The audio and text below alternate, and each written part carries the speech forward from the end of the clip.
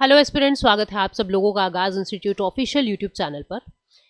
अभी जो आप ये वीडियोस देखोगे, ये सारी वीडियोस एक सीरीज में चलेंगी। जिस भी स्टूडेंट ने, चाहे आपका बैकग्राउंड साइंस बैकग्राउंड है, चाहे आप कॉमर्स बैकग्राउंड के हो, चाहे आप आर्ट्स बैकग्राउंड के हो, आप किसी भी बैकग्राउंड के हो, और जनरली स्टूडेंट्स ने क्या किया होता है कि मास्टर्स कर ली इग्नू से पॉलिटिकल साइंस में, या किसी भी यूनिवर्सिटी से आप मास्टर्स कर लेते हो और आपको लेकिन उस सब्जेक्ट का बेसिक ज्ञान नहीं है। वहां पे पेपर निकालना मुश्किल हो जाता है। और आप देखोगे भी कि जो रेट है, यानी कि जो दर है बच्चों के प्रतिशतता की, जो सफलता की दर है पॉलिटिकल साइंस में, वो घटती जा रही है दिन प्रतिदिन। उसकी वजह मैंने आपको पहले भी बताई थी, अब फिर मैं आपको बता रही हूँ कि उसकी वजह है बेसिक टर्म्स का ज्ञान ना होना। यानी आप बिल्कुल बेसिक से आपको बहुत डीप में जाना पड़ेगा किसी भी टॉपिक के, उसके सारे आयाम, सारे डायमेंशंस जो हो सकते हैं आपको वो पढ़ने पड़ेंगे। तो ये जो अभी आप जस्ट बाद में अभी इसके पूरी वीडियो देखोगे, ये मैं एक सीरीज मेरे यूट्यूब स्टूडेंट्स के लिए, मेरे यूट्यूब विद्यार्थियों के लिए ये मैं लेके आ रही हूँ, जिसके अंदर आपको हमारे बैच की कुछ वीडियोस जो है वो दिखेगी। यानी मैं ऐसा नहीं कर रही हूँ कि उसको अधूरा छोड़ दूंगी, यानी कि कहने का मतलब ये है कि जैसे हम पॉलिटिकल थ्योरी एक यूनिट चला रहे हैं, और उस पॉलिटिकल थ्योरी यूनिट के अंदर जितने भी टॉपिक्स होते हैं, लाइक सबसे पहले आज जो आप पढ़ोगे वो है इंट्रोडक्शन टू पॉलिटिकल थ्योरी, यानी कि राजनीतिक सिद्धांत का परिचय, और कैसे वो उसका पतन हुआ, फिर पतन के बाद कैसे उसका पुनरुत्थान हुआ। मेरा मकसद ये है कि आप इस सब्जेक्ट को जियो, आप इस सब्जेक्ट को गहनता से पढ़ो, बहुत ही गहराई से पढ़ो कि क्या है पॉलिटिकल साइंस, क्या होता है पॉलिटिकल थ्योरी, और क्या हम डीप में करने के बाद भी क्वेश्चंस को नहीं कर पा रहे हैं। तो मेरी जो स्ट्रैटेजी अभी रहेगी, हमारे बैच के अंदर तो डेली टॉपिक्स चल ही रहे हैं लाइव में। मैं ये भी बता दूं कि पूरा बैच हमारा लाइव में चल रहा है, HTET PGT political science subject special batch. जिसको बैच में आके पढ़ना है आप लोग पढ़ सकते हैं। कूपन कोड 26 जनवरी तक एक्टिव रहेगा, ये कूपन कोड दिखाई दे रहा है आपको। अब बच्चे पूछते हैं मैम कुछ डेमोज दे दीजिए, कुछ बता दीजिए कैसे कर रहे हैं, तो डेमो भी हो जाएगा उसका। और मेरा एक और मकसद जो एक है कि समाज के अंदर अपने ज्ञान का 1% मैं मेरे पॉलिटिकल साइंस के विद्यार्थियों को दूं, वो भी मेरा मकसद पूरा हो जाएगा। मैं पॉलिटिकल साइंस के जो पॉलिटिकल थ्योरी यूनिट है वो सीरीज वाइज आपको यूट्यूब पे रोजाना शाम को 5 बजे मिलेगी। रोजाना शाम को 5 बजे आपको एक नया टॉपिक हमारा पॉलिटिकल थ्योरी का मिल जाएगा, जिसका पहला टॉपिक आप अभी देखोगे। जैसे ही ये वीडियो सुनो, ध्यान से अपने नोट्स बनाते चलो, पॉलिटिकल थ्योरी कंप्लीट आपको यूट्यूब पे करवाई जा रही है। ये वीडियोस टीजीटी और पीजीटी पॉलिटिकल साइंस स्टूडेंट्स के लिए, दोनों के लिए ज़रूरी है, क्योंकि एचटेट टीजीटी पॉलिटिकल साइंस का जो सिलेबस है और जो पीजीटी पॉलिटिकल साइंस एचटेट का जो सिलेबस है वो बिल्कुल सेम है। तो पहला टॉपिक आज हमारा होने वाला है इंट्रोडक्शन टू पॉलिटिकल साइंस, यानी कि पॉलिटिकल थ्योरी का परिचय, और कैसे उसका डिक्लाइन, पतन कैसे हुआ, उसका पुनरुत्थान कैसे हुआ। तो अभी इंजॉय कीजिए वीडियो को।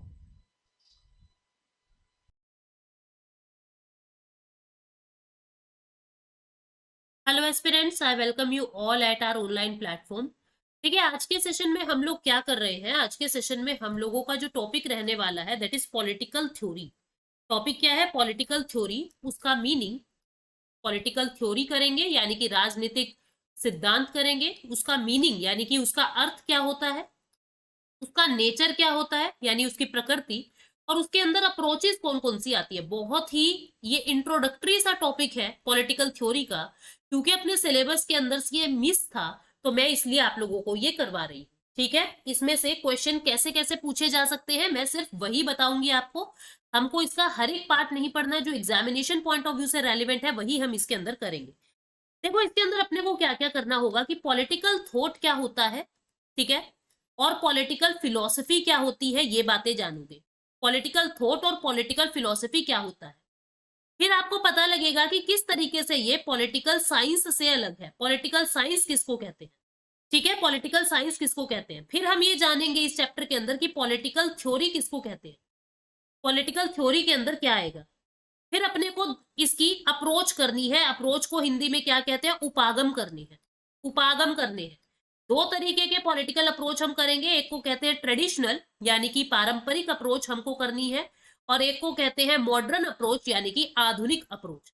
ठीक है, मॉडर्न अप्रोच यानी कि आधुनिक। ट्रेडिशनल को मैंने क्या कहा, पारंपरिक, ठीक है, और मॉडर्न को मैंने क्या कहा, आधुनिक। हमको ये आधुनिक अप्रोच करनी है। तो ये दोनों अप्रोचेस करने के बाद हम लोग क्या पढ़ेंगे, बिहेवियरिज्म पढ़ेंगे और पोस्ट बिहेवियरिज्म पढ़ेंगे, जो मैंने आपको ऑलरेडी बता दिया है। मैं यहाँ पे थोड़ा सा इंट्रोडक्शन आप लोगों को दूंगी। जिसको नहीं पता क्या होता है बिहेवियरिज्म, पोस्ट बिहेवियरिज्म, वो एक बार जाए बिहेवियरिज्म वाले टॉपिक में, ठीक है, वहां पे आपको ये टॉपिक मिल जाएगा। ये क्या है, व्यवहारवाद, व्यवहारवाद और उत्तर व्यवहारवाद, व्यवहारवाद और उत्तर व्यवहारवाद, यहाँ पे ये टॉपिक जो है वो हम लोगों को करना है। ठीक है, इसका सिर्फ इंट्रोडक्शन करना है। फिर उसके बाद इसके अंदर कुछ डिबेट्स हैं, वो अपने को डिस्कस करनी है। तो एक एक करके सारी बातें समझते हैं। देखो, पॉलिटिकल थॉट या पॉलिटिकल फिलॉसफी क्या होती है। पॉलिटिकल थॉट यानी कि राजनीतिक विचार क्या होता है, और पॉलिटिकल फिलॉसफी राजनीतिक दर्शन क्या होता है, इसको जानिए पहले। ठीक है, पॉलिटिकल फिलॉसफी, फिलॉसफी की स्पेलिंग गलत है, एक मिनट, फिलॉसफी और पॉलिटिकल थॉट क्या होता है उसको जानते हैं। देखो, जो आपका पॉलिटिकल थॉट है ये क्या होता है, ये पॉलिटिक्स की रियलिटी की स्टडी होता है।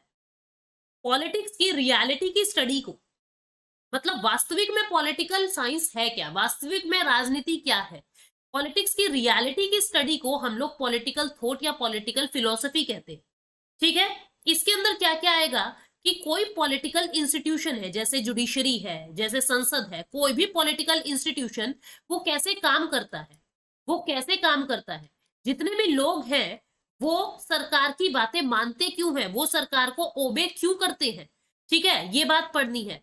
फिर आपको ये पढ़ना है इसके अंदर, ये पढ़ना होता है इसके अंदर कि भाई जो पॉलिटिकल प्रैक्टिस है वो कैसे की जाती है, मतलब कोई भी राजनीतिज्ञ जो है वो किस तरीके से एक नेता बनता है। इन सब चीजों की स्टडी ही, रियलिटी की स्टडी ही पॉलिटिकल थॉट या फिलॉसफी कहलाती है।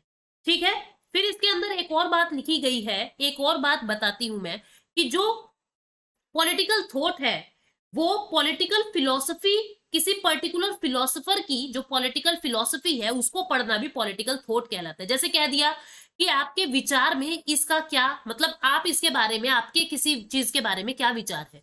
मान लीजिए मैंने कह दिया कि आपके पॉलिटिकल साइंस सब्जेक्ट के बारे में क्या विचार है, तो आप अपने विचार बताओगे कि ये एक वास्ट सब्जेक्ट है, ये ऐसा सब्जेक्ट है, वैसा सब्जेक्ट है, इसके अंदर ये पढ़ना होता है, मतलब आपने अपने विचार बता दिया, आपने अपने थॉट्स बता दिए। तो ऐसे ही किसी पॉलिटिकल फिलोसोफर की, किसी पॉलिटिकल फिलोसोफर की पर्टिकुलर फिलोसफी को स्टडी करना, पर्टिकुलर टॉपिक पे उसकी फिलोसफी क्या है, उस फिलोसफी को स्टडी करना जो है वो पॉलिटिकल थॉट कहलाता है, पॉलिटिकल विचार कहलाता है। ठीक है, इसके अंदर अलग अलग टेक्स्ट जो है वो हम पढ़ते हैं इस फिलोसफी को समझने के लिए। जैसे हमने रिपब्लिक पढ़ी, ठीक है, रिपब्लिक पढ़ी, किसकी थी आपको पता होना चाहिए। हमने लेवियाथन पढ़ी, होब्स की लेवियाथन पढ़ी हमने, ठीक है, हमने मैकियावेली की प्रिंस पढ़ी। मतलब हम क्या कर रहे हैं, किसी एक पॉलिटिकल फिलोसोफर की फिलोसफी पढ़ रहे हैं कि वो क्या चाहता है, वो क्या सोचता है। इस सोच को डेवलप करना ही पॉलिटिकल थॉट कहलाता है। ठीक है, पॉलिटिकल थॉट और पॉलिटिकल फिलोसफी, इन दोनों के अंदर ही नॉर्मेटिव अप्रोच आती है। नॉर्मेटिव क्या होता है, नॉर्मेटिव का मतलब है कि भाई व्हाट शुड मतलब कि क्या होना चाहिए, क्या होना चाहिए, चाहिए वाली बात वो बताता है। ठीक है, चाहिए वाली बात बताता है, नॉर्मेटिव चीजें आती है इसके अंदर, चाहिए वाली बात वो बताता है कि व्हाट शुड डू, क्या करना चाहिए। तो जो आपका पॉलिटिकल थॉट है या पॉलिटिकल विचार है, ठीक है, या पॉलिटिकल फिलोसफी है, आप एक बात को समझो, कोई ज्यादा बड़ी बड़ी बातें करता है, माता पिता की सेवा करो, बड़ों का कहना मानो, आप क्या कहते हो, क्या यार फिलोसफी झाड़ रहा है, चुप हो जा, यही होता है ना। यानी वहां पे क्या बात होती है कि क्या चाहिए। ठीक, अब कह देते हैं कि आपके विचार क्या है, मेरे विचार अच्छे हैं कि सुबह जल्दी उठो, हमें फिर उठ के योगा करनी चाहिए, हमें ऐसा करना चाहिए। मतलब हम क्या कर रहे हैं, अपने विचार बता रहे हैं। आप देखो, जैसे द प्रिंस नाम की बुक लिखी थी मैकियावेली ने, उसके अंदर उसने क्या बताया कि राजा कैसा होना चाहिए। ठीक है, एरिस्टोटल ने बुक लिखी थी, वो भी बता रहे कि स्टेट कैसा होना चाहिए। प्लेटो अपनी बुक के अंदर, रिपब्लिक के अंदर लिख रहा है कि कोई एक यूटोपियन राज्य कैसा होना चाहिए, जस्टिस कैसा होना चाहिए। मतलब वहां पे सब जगह चाहिए की बात है। मतलब क्या कह रहे हैं हम कि पॉलिटिकल थॉट या पॉलिटिकल फिलोसफी नॉर्मेटिव होती है, मतलब वहां पे शुड की बात होती है, ठीक है, वहां पे शुड की बात होती है, ठीक है, क्लियर हो गई बात नॉर्मेटिव अप्रोच के बारे में, ठीक। उसके बाद मतलब ये ज्यादा वैल्यूज को कंसर्न करते हैं, वैल्यूज पर ज्यादा फोकस करते हैं कि ठीक है कि किसी की वैल्यू क्या है, उसके अंदर उसकी भावना क्या छुपी हुई है, इस चीज पे ज्यादा फोकस करता है political thought and political philosophy. तो पॉलिटिकल थॉट एंड फिलोसफी में हमने क्या समझा, क्या होता है पॉलिटिकल थॉट या पॉलिटिकल फिलोसफी, पॉलिटिक्स की सच की रियलिटी की स्टडी को पॉलिटिकल थॉट या फिलोसफी कहते हैं, ठीक है, या किसी पर्टिकुलर फिलोसोफर की फिलोसफी के बारे में जांचना पॉलिटिकल थॉट कहलाता है। इसके अंदर नॉर्मेटिव चीजें आती है, यानी शुड की बात करता है, ये इज की जगह व्हाट इज की जगह व्हाट शुड की बात करता है। अब हम पढ़ रहे हैं कि पॉलिटिकल साइंस किसको कहते हैं। अब क्योंकि शब्द क्या आ गया साइंस, तो इसके अंदर क्या आ जाएगी, इसके अंदर ऑब्जर्वेशन आ जाएगी, इसके अंदर सिर्फ वैल्यूज नहीं आएंगी, इसके अंदर ऑब्जर्वेशन आ जाएगी, इसके अंदर डाटा आ जाएगा, इसके अंदर इंपीरिकल अप्रोच आ जाएगी, नॉर्मेटिव ना रह के इंपीरिकल, मतलब इंपीरिकल का मतलब क्या होता है, डाटा कलेक्ट करना, ठीक है, और नॉर्मेटिव का मतलब क्या होता है, सिर्फ वैल्यूज की बात करना।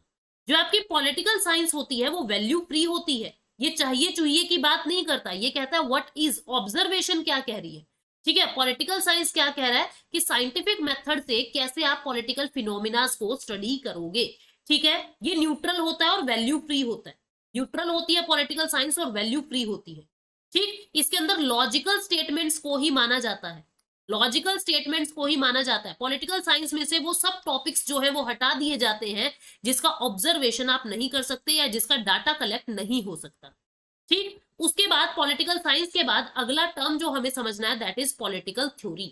देखो पॉलिटिकल थ्योरी के दो हिस्से हैं, एक तो इसके अंदर वैल्यूज आ जाएंगी, यानी कि ये कॉम्बिनेशन है वैल्यूज का और ये कॉम्बिनेशन है डाटा का, ठीक है, फैक्ट्स का, ऑब्जर्वेशन का, दोनों की बातें करता है।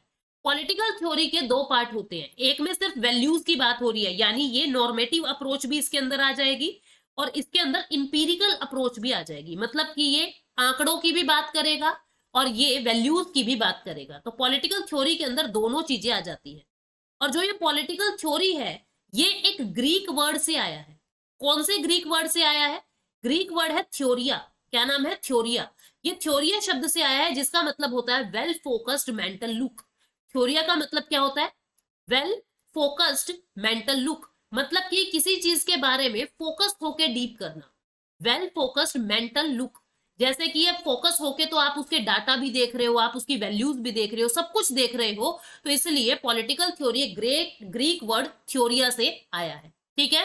ये नॉर्मेटिव के साथ साथ इंपीरिकल भी है, ठीक। थ्योरी के अंदर साइंटिस्ट और फिलोसोफर दोनों आ जाएंगे, किसी एक थ्योरी के अंदर साइंटिस्ट भी आ गए क्योंकि इसके अंदर डाटा की बात भी हो रही है तो साइंटिस्ट भी आ गए, और इसके अंदर फिलोसफी की बात भी हो रही है तो इसके अंदर फिलोसोफर भी आ गए, ठीक है, दोनों चीजें इसके अंदर आ जाएंगी। इसके बाद बात करते हैं, ये तो हो गया अपना एक मीनिंग ऑफ पॉलिटिकल थ्योरी, ठीक। अब बात करते हैं हम इसके नेचर पे कि पॉलिटिकल थ्योरी का नेचर कैसा होता है, प्रकृति कैसी है इसकी, नेचर ऑफ पॉलिटिकल थ्योरी, इसके नेचर में अपने को क्या क्या पढ़ना है कि पॉलिटिकल थ्योरी को एज अ साइंस कैसे पढ़ते हैं। सबसे पहले देखेंगे पॉलिटिकल थ्योरी एज हिस्ट्री, ठीक। उसके बाद हम देखेंगे पॉलिटिकल थ्योरी एज फिलोसफी के फिलोसफी के तौर पे इसको हम क्या पढ़ते हैं, क्या इंपॉर्टेंट है क्या नहीं है। उसके बाद पॉलिटिकल थ्योरी एज साइंस, क्या पढ़ते हैं, पॉलिटिकल थ्योरी एज साइंस। उसके बाद ये तीन चीजें अपने को समझनी है, ठीक है। तो सबसे पहले हम पढ़ते हैं पॉलिटिकल थ्योरी एज हिस्ट्री, कि हिस्ट्री की तरीके से हम पॉलिटिकल थ्योरी के अंदर क्या अपने को पढ़ना है। Study of politics is a historical study, ठीक है, मैं क्या कह रही हूं, study of politics is a historical study, study of politics is a historical study, मतलब कि जो पॉलिटिक्स की स्टडी है वो एक हिस्टोरिकल स्टडी है। वो क्या है, वो एक हिस्टोरिकल स्टडी है, स्टडी ऑफ पॉलिटिक्स एक हिस्टोरिकल स्टडी है, यानी कि ऐतिहासिक स्टडी है।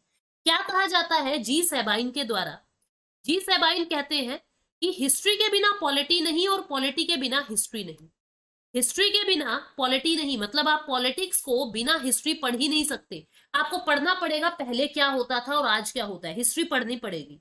और हिस्ट्री के बिना पॉलिटी कुछ नहीं है और पॉलिटी के बिना भी हिस्ट्री कुछ नहीं है। मतलब हिस्ट्री जब आप पढ़ोगे, राजा महाराजा पढ़ते थे तो वहां का पॉलिटिकल सिस्टम आप पढ़ते हो, पॉलिटी के बिना हिस्ट्री कुछ नहीं है, ठीक है, हिस्ट्री कुछ नहीं है। तो हिस्ट्री के बिना पॉलिटी कुछ नहीं, पॉलिटी के बिना हिस्ट्री कुछ नहीं। ये हम हिस्टोरिकल अप्रोच में पॉलिटिकल थ्योरी के अंदर पढ़ेंगे। ठीक, तो एडवोकेट कौन है इस चीज का, मतलब इस बात को कौन मानता है कि पॉलिटिकल थ्योरी हिस्ट्री के बिना कुछ नहीं है, उसका नाम है जॉर्ज एच सेबाइन। ये इसके एडवोकेट हैं जो इस बात को मानते हैं, पॉलिटिकल थ्योरी का हिस्टोरिकल पॉइंट ऑफ व्यू से ये सोचते हैं। उसके बाद पॉलिटिकल थ्योरी एज फिलॉसफी के अंदर हमको क्या पढ़ना है कि ये एक फिलॉसफी की तरह है, तो इसके अंदर आप क्या पढ़ोगे। ठीक, ये क्या कहता है कि फिलॉसफी का मतलब वैल्यूज की बात हो रही है, ठीक है, भावनाओं की बात हो रही है। तो क्या कहा जा रहा है, इसके जो एडवोकेट है वो है लियो स्ट्रॉस। क्या नाम है, लियो स्ट्रॉस। और लियो स्ट्रॉस क्या कहते हैं, लियो स्ट्रॉस कहते हैं कि भैया देखो, जो आपकी वैल्यूज है वो पॉलिटिकल थ्योरी का एक हिस्सा है। वैल्यूज जो है वो पॉलिटिकल थ्योरी के अंदर आ ही जाता है, पॉलिटिकल थ्योरी का मतलब ही वैल्यू होता है। लियो स्ट्रॉस ऐसी बात कहते हैं। और इनकी एक फेमस बुक है, इनकी बुक का नाम क्या है, पेपर में पूछा जा सकता है, what is political philosophy. What is political philosophy, ये इनकी बुक का नाम है। और ये लियो स्ट्रॉस है जो कहते हैं कि पॉलिटिकल थ्योरी के अंदर वैल्यूज नेसेसरी है, वैल्यूज के साथ साथ फैक्ट्स भी आते हैं। तो व्हाट इज पॉलिटिकल फिलोसफी, ये इनकी बुक का नाम है। इस चीज को याद रखोगे। पॉलिटिकल थ्योरी एज फिलोसफी भी हमने पढ़ लिया। अब इसके बाद पॉलिटिकल थ्योरी एज साइंस। आप देखो, पॉलिटिकल थ्योरी के अंदर नॉर्मेटिव के साथ साथ इंपीरिकल बातें भी होती है, यानी कि डाटा की बातें भी होती है, इसके अंदर फैक्ट्स की बातें, ऑब्जर्वेशन की बातें भी होती है। ठीक है, तो यहाँ पे neutral dispassionate and objective knowledge की भी बातें होती है। पॉलिटिकल थ्योरी के अंदर बिल्कुल न्यूट्रल बातें भी की जाती है, ना तो इसके पक्ष में ना उसके पक्ष में, बिल्कुल न्यूट्रल और नॉलेजेबल, मतलब कि आप ऑब्जर्वेशन के आधार पे बात कर रहे हो, ठीक है, आप लॉजिक्स के आधार पे बात कर रहे हो। इसके प्रोपोनेंट कौन है जो कहते हैं कि पॉलिटिकल थ्योरी एक साइंस है, इसमें आएंगे आर्थर बेंटले। क्या नाम है, आर्थर बेंटले। ठीक है, आर्थर बेंटले आएंगे, उनकी बुक का नाम है the process of government. The process of government. मैं इनके हैंड रिटन नोट्स भी दे दूंगी जो इन्होंने 1908 में लिखी, द प्रोसेस ऑफ गवर्नमेंट। फिर एक और थिंकर है जो इस बात को मानते हैं कि पॉलिटिकल थ्योरी साइंस है, इनका नाम है जॉर्ज कैटलिन। जॉर्ज कैटलिन, इनकी बुक का नाम है the science and method of politics. बहुत इंपॉर्टेंट है, the science and method of politics. The science and method of politics, ये इनकी बुक का नाम है। और ये इन्होंने कब लिखी, 1921 में लिखी। उसके बाद एक और थिंकर है डेविड ईस्टन, जिनको आपने बार बार बहुत बार नाम सुना है, डेविड ईस्टन। इनकी बुक का नाम है द पॉलिटिकल सिस्टम। क्या नाम है, द पॉलिटिकल सिस्टम। ठीक है, द पॉलिटिकल सिस्टम 1953 में इन्होंने बुक लिखी। उसके बाद आते हैं रॉबर्ट डहल। रॉबर्ट डहल, ये सब क्या कहते हैं, चारों के चारों की पॉलिटिकल थ्योरी साइंस की तरह होती है। इन्होंने बुक लिखी modern political analysis. Modern political analysis, ठीक है, ये बुक इन्होंने लिखी 1961 में। ठीक, उसके बाद अब हमने क्या बातें कर ली, हमने इसका मीनिंग देख लिया, हमने इसका नेचर देख लिया कि पॉलिटिकल थ्योरी फिलोसफी के जैसी भी होती है, साइंस के जैसी भी होती है, हिस्ट्री के जैसी भी होती है। ठीक है, और इनके इंपॉर्टेंट थिंकर भी हमने देख ली। अब हम अप्रोच की बात करते हैं, पॉलिटिकल थ्योरी की अप्रोचेस, इसके उपागम कौन कौन से हैं। मैंने आपको बताया इसके अंदर दो उपागम होते हैं, एक होती है ट्रेडिशनल अप्रोच और एक होती है मॉडर्न अप्रोच। ट्रेडिशनल अप्रोच के अंदर क्या होता है, ये संस्था किसी एक इंस्टीट्यूशन पे फोकस कर लेते हैं, इंस्टीट्यूशन की स्टडी करेंगे, इंस्टीट्यूशन पे फोकस कर लेंगे। जबकि मॉडर्न वाले इंस्टीट्यूशन के साथ साथ रियलिटी पे फोकस करेंगे, उसके मीनिंग पे फोकस करेंगे, किसी चीज की एग्जिस्टेंस पे फोकस करेंगे। ठीक है, किसी चीज की एग्जिस्टेंस पे फोकस करेंगे। तो एक एक करके हम देखते हैं कि ट्रेडिशनल अप्रोच के अंदर क्या क्या चीजें आती हैं, ट्रेडिशनल अप्रोच में कौन कौन से मेथड यूज किए जाते हैं। ठीक है, ट्रेडिशनल का मतलब क्या होगा, पारंपरिक। पारंपरिक, पारंपरिक अप्रोच में कौन कौन से मेथड यूज किए जाते हैं, या इसकी सब अप्रोचेस कौन कौन से हैं। एक है इसके अंदर कंपैरेटिव अप्रोच, कंपैरेटिव, तुलनात्मक उपागम। ठीक है, इसको क्या कहेंगे हिंदी में, तुलनात्मक उपागम। तुलनात्मक उपागम, इसमें क्या होता है स्टूडेंट्स, इसके अंदर क्या कर रहे हो आप, अलग अलग इंस्टीट्यूशंस को कंपेयर कर रहे हो। ठीक है, आप एक जनरलाइजेशन, आप अपना एक एनालिसिस कर रहे हो, आप अपना एक एनालिसिस कर रहे हो, किस बेस पे, कंपैरिजन के बेस पे। किस बेस पे, कंपैरिजन के बेस पे। मतलब हमने क्या किया, अमेरिका की संसद पढ़ ली, हमने भारत की संसद पढ़ ली, हमने ब्रिटेन की पढ़ ली। मतलब हम क्या कर रहे हैं, अलग अलग इंस्टीट्यूशन का कंपेयर करके एक जनरलाइज्ड वे में अपना आंसर तैयार कर रहे हैं। ठीक है, जेएस मिल क्या कहते हैं, जनरलाइजेशन के, मतलब कि किसी भी चीज के एनालिसिस के 3 तरीके होते हैं। ये बात कौन कहते हैं? जेएस मिल। क्या कहते हैं? 3 वेज ऑफ जनरलाइजेशन। आप किसी चीज का निष्कर्ष निकालने के लिए, जनरलाइज करने के लिए 3 तरीके अपना सकते हैं। पहला तो आप अलग अलग चीजों को डिफरेंस कर लो through the process of difference. आप अलग अलग चीजों के डिफरेंसेस को देख लीजिए कि कौन एक दूसरे से क्यों अलग है, एक तो डिफरेंस के आधार पे। दूसरा इनडायरेक्ट डिफरेंस, आप डायरेक्ट नहीं देख रहे, आप अप्रत्यक्ष रूप से क्या अंतर पड़ रहा है, मतलब उसका प्रभाव के डिफरेंस क्या है, उसका इंपैक्ट कैसा पड़ रहा है। ठीक है। तीसरा जो है through the process of agreement, आपने एग्रीमेंट कर दिया कि ठीक है मैं भी मान रहा हूं, तू भी इस बात को मान ले। अब आप डिफरेंस नहीं कर रहे, आप एग्रीमेंट कर रहे हैं। ठीक है, बात मान रहे हैं एक दूसरे की, और फिर जनरलाइजेशन कर रहे हैं। ठीक, ट्रेडिशनल के अंदर सबसे पहले आ गई कंपैरेटिव, जहां पे आप कंपैरिजन करके कुछ आंसर्स निकाल रहे हैं। अब बात करते हैं ट्रेडिशनल के अंदर ही हिस्टोरिकल अप्रोच की। किसकी? Historical approach.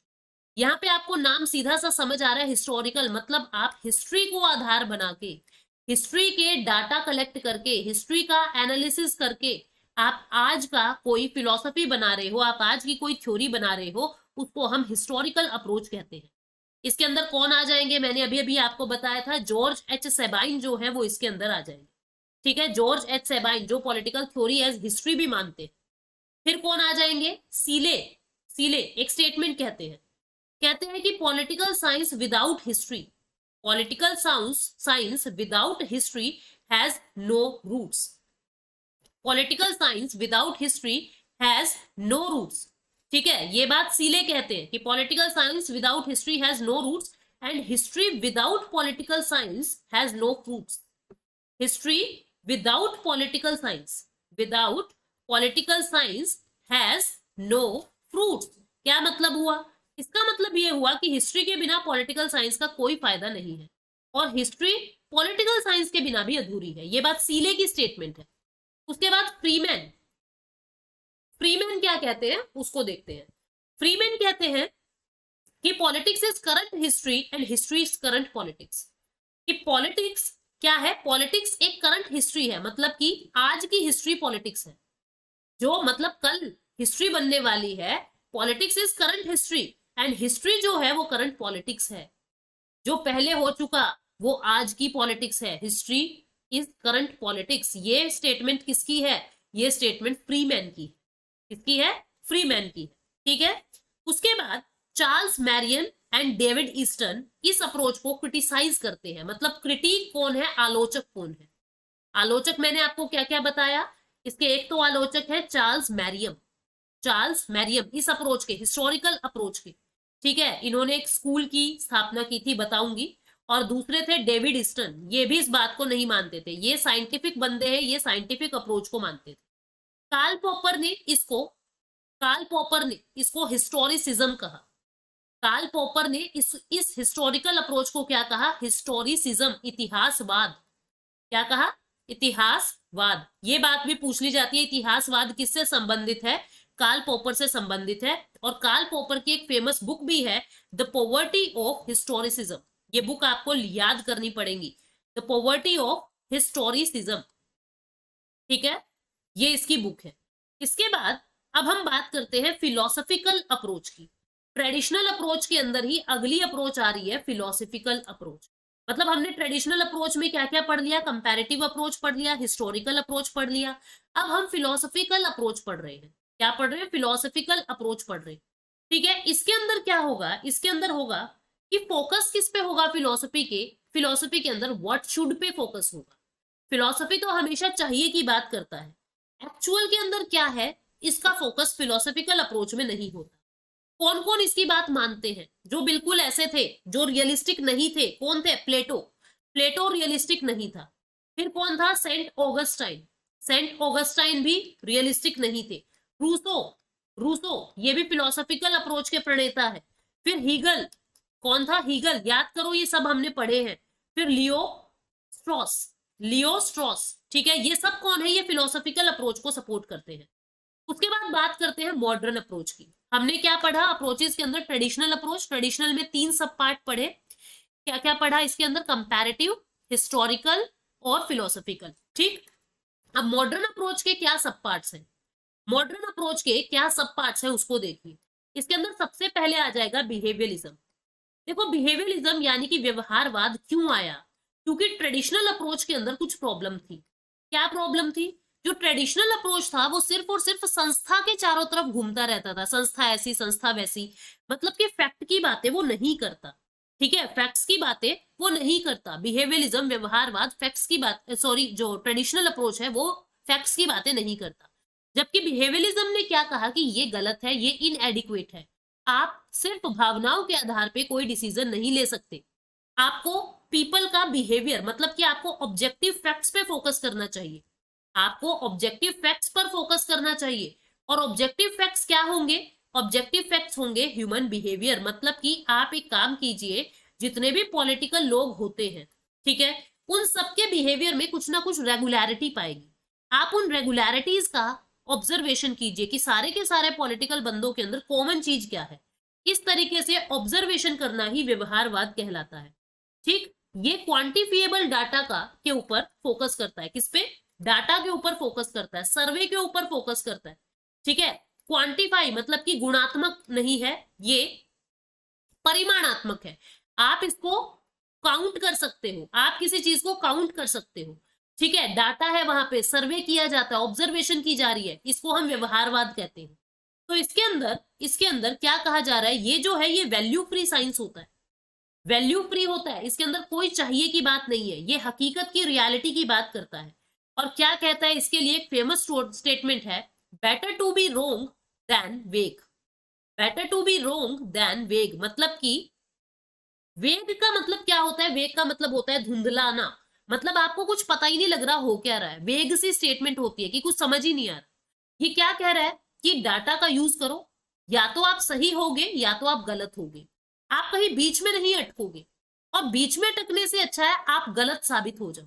ठीक है, जैसे आपने मान लीजिए किसी को पैसे दे रखे हैं, आप उसको क्या कह रहे हो, भाई या तो दे दे या मना कर दे, यूं मत क्या आज करूंगा कल करूंगा, मतलब वेग सिचुएशन में मुझे मत डाल कि जहां पे सर्टेनिटी ही नहीं है। ठीक है, तो ये क्या कहता है कि better to be wrong than vague, vague मत रखो, मुझे अनसर्टेन नहीं जीना, अनिश्चित नहीं जीना, हमें चाहे गलत कह दो।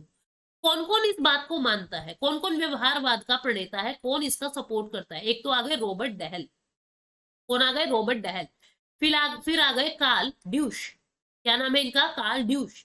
फिर आए हैं डेविड ईस्टन, डेविड ईस्टन। फिर आ गए लॉजवेल, लॉजवेल। ठीक है, फिर है आमंड, आमंड एंड पोवेल, इनका तो हमने स्ट्रक्चरलिज्म भी पढ़ा था, आमंड एंड पोवेल। ठीक है, तो फिर जो रॉबर्ट डहल है, जो रॉबर्ट डहल है, ये कुछ 8 फीचर बताते हैं व्यवहारवाद के, 8 फीचर बताते हैं व्यवहारवाद के। क्या? कि जो भी आप थ्योरी दे रहे हो आप उसको वेरीफाई कर सको, ऐसा पॉसिबल होना चाहिए। और वेरीफाई कब करोगे? जब आपके पास डाटा होगा।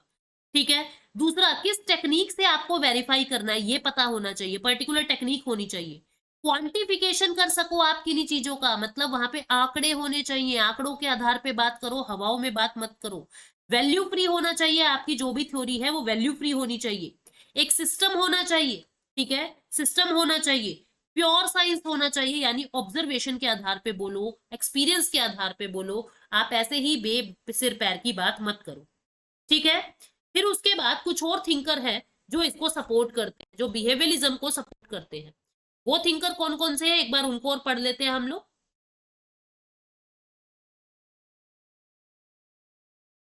कौन कौन से वो थिंकर हैं जो इसको और ज्यादा सपोर्ट करते हैं? उनके अंदर आ जाएंगे आर्थर बेंटले। क्या नाम है? Arthur Bentley. अभी अभी हमने उनके बारे में पीछे भी देखा था। आर्थर बेंटले, इनकी बुक का नाम है द प्रोसेस ऑफ गवर्नमेंट। ठीक है, the process of government, the process of government. ठीक, Arthur Bentley, the process of government, 1908 के अंदर इन्होंने ये बुक लिखी। उसके बाद ग्राहम वेलस। क्या नाम है? Graham Wallas. ये भी एक पॉलिटिकल फिलोसोफर है। इन्होंने ह्यूमन नेचर इन पॉलिटिक्स लिखा, human nature in politics, human nature in politics. ठीक, ये 1908 में इन्होंने लिखी। उसके बाद Charles Merriam, Charles Merriam, Charles Merriam, ये इन्होंने the new aspect of politics लिखी, the new aspect of politics, the new aspect of politics. ठीक, ये इन्होंने लिखी 1925 में। ये बुक बहुत इंपॉर्टेंट है, ठीक है, बहुत ज्यादा इंपॉर्टेंट है सारी की सारी बुक। उसके बाद लासवेल, लासवेल ने क्या लिखा? लासवेल की बुक का नाम है psychopathology and politics, psychopathology and politics, psychopathology and politics. और एक और बुक लिखी सिर्फ पॉलिटिक्स के नाम से, सिर्फ पॉलिटिक्स के नाम से, ठीक है। पूरा टाइटल था politics, who gets what when and how. Who gets बहुत पूछी जाती है नेट में, who gets what when and how, ये किसकी है? ये लॉसवेल की है, जो बिहेवियरिज्म को सपोर्ट करता है। उसके बाद बारी आ जाती है पोस्ट बिहेवियरिज्म यानी उत्तर व्यवहारवाद की। जो उत्तर व्यवहारवाद है वो क्या कहता है? वो कहता है कि सिर्फ और सिर्फ फैक्ट से कुछ नहीं होगा, फैक्ट और वैल्यूज दोनों को मिला दो। ह्यूमन के बिहेवियर के साथ साथ उसकी वैल्यूज को भी आप लोग अगर इंक्लूड करोगे तभी पॉलिटिकल साइंस रेलिवेंट बनेगी। आप सिर्फ फैक्ट के आधार पे बात करोगे तो रेलिवेंस खो दोगे, उसका मीनिंग खो दोगे। आपको एक्शंस की भी बात करनी है, आपको रेलिवेंस की भी बात करनी है। ये उत्तर व्यवहारवाद में हम पढ़ चुके हैं डिटेल में। उसके बाद मॉडर्न के अंदर हमको और क्या पढ़ना है? मॉडर्न अप्रोच के अंदर एक और अप्रोच आ जाती है न्यू इंस्टीट्यूशनल अप्रोच, नई संस्थागत उपागम, न्यू इंस्टीट्यूशनल अप्रोच। ये न्यू इंस्टीट्यूशनल अप्रोच क्या कहती है? न्यू इंस्टीट्यूशनल अप्रोच क्या कहती है, इसको देखो। ये क्या कहता है कि जो इंस्टीट्यूशन है, जैसे संसद है, जुडिशरी है, जो भी है, जो इंस्टीट्यूशंस होते हैं पॉलिटिक्स के अंदर, वो इंसान का नेचर तय करते हैं। इंसान का नेचर, इंसान की प्रकृति, उसको बिहेव कैसे करना है वो डिसाइड करते हैं, ठीक है, वो शेप करते हैं, वो शेप करते हैं इंसान का नेचर। सिर्फ स्टेट ही सोसाइटी से इफेक्ट नहीं होता। ये क्या कहता है कि स्टेट ही सोसाइटी से इफेक्ट हो ऐसा जरूरी नहीं है, सोसाइटी से इफेक्ट हो जरूरी नहीं है, सोसाइटी भी स्टेट से इफेक्ट हो जाती है। जो आपका स्टेट है वो बताएगा कि आपको कब चलना है, कब उठना है, कब बैठना है, ठीक है, मतलब फंडामेंटल राइट्स मिले हैं अपने को, स्टेट ने दिए हैं। यानी उस वो बता रहा है हमको, वो हमको इफेक्ट कर रहा है, वो हमको कह रहा है कि अब लॉकडाउन लग गया, अंदर रहो, अब तुमको ये स्टेप उठाना है, अब तुम्हें ये करना है, अब ये कानून चल रहा है। मतलब कि ना केवल सोसाइटी से स्टेट प्रभावित होता है, ये तो सिंपल सी चीज है, लेकिन कभी कभी सोसाइटी भी स्टेट से प्रभावित हो जाती है। ये न्यू इंस्टीट्यूशनल अप्रोच बताती है, ठीक है। ओल्सन नाम के जो थिंकर है और मार्च नाम के जो थिंकर है, ओल्सन और मार्च, वो इसके सपोर्टर हैं, न्यू इंस्टीट्यूशनल अप्रोच। उसके बाद एक और अप्रोच है जिसको कहते हैं the Vienna cycle, the Vienna circle. क्या नाम है? The Vienna circle. Vienna circle क्या कह रहा है कि आप जितना भी काम करोगे वो एक्सपीरियंस से करोगे, आपकी नॉलेज सारी एक्सपीरियंस से आएगी। अगर आपको किसी चीज की नॉलेज लेनी है तो इस चीज को एक्सपीरियंस करो। शेयर मार्केट काम कैसे करती है? पैसा लगा के देख लो, ठीक है, यानी आप एक्सपीरियंस कर लो, आपको नॉलेज अपने आप आ जाएगी। इसी को ही कहते हैं सकारात्मकवाद। क्या कहते हैं? सकारात्मकवाद, यानी कि हिंदी में सकारात्मकवाद और इंग्लिश में क्या कहते हैं? पॉजिटिविज्म, पॉजिटिविज्म, ठीक। द वियना सर्कल पॉजिटिविज्म की बातें करता है। कौन कौन वियना सर्कल को सपोर्ट करता है? मोरिट्स शिलिक, नए थिंकर का नाम सुन रहे हो, मोरिट्स शिलिक। उसके बाद गुस्ताव ब्रेगमैन, ये भी नए हैं, अब तक हमने कभी नहीं पढ़े, गुस्ताव बर्गमैन, बर्गमैन, ठीक। उसके बाद रुडोल्फ कार्नेप, रुडोल्फ कार्नेप,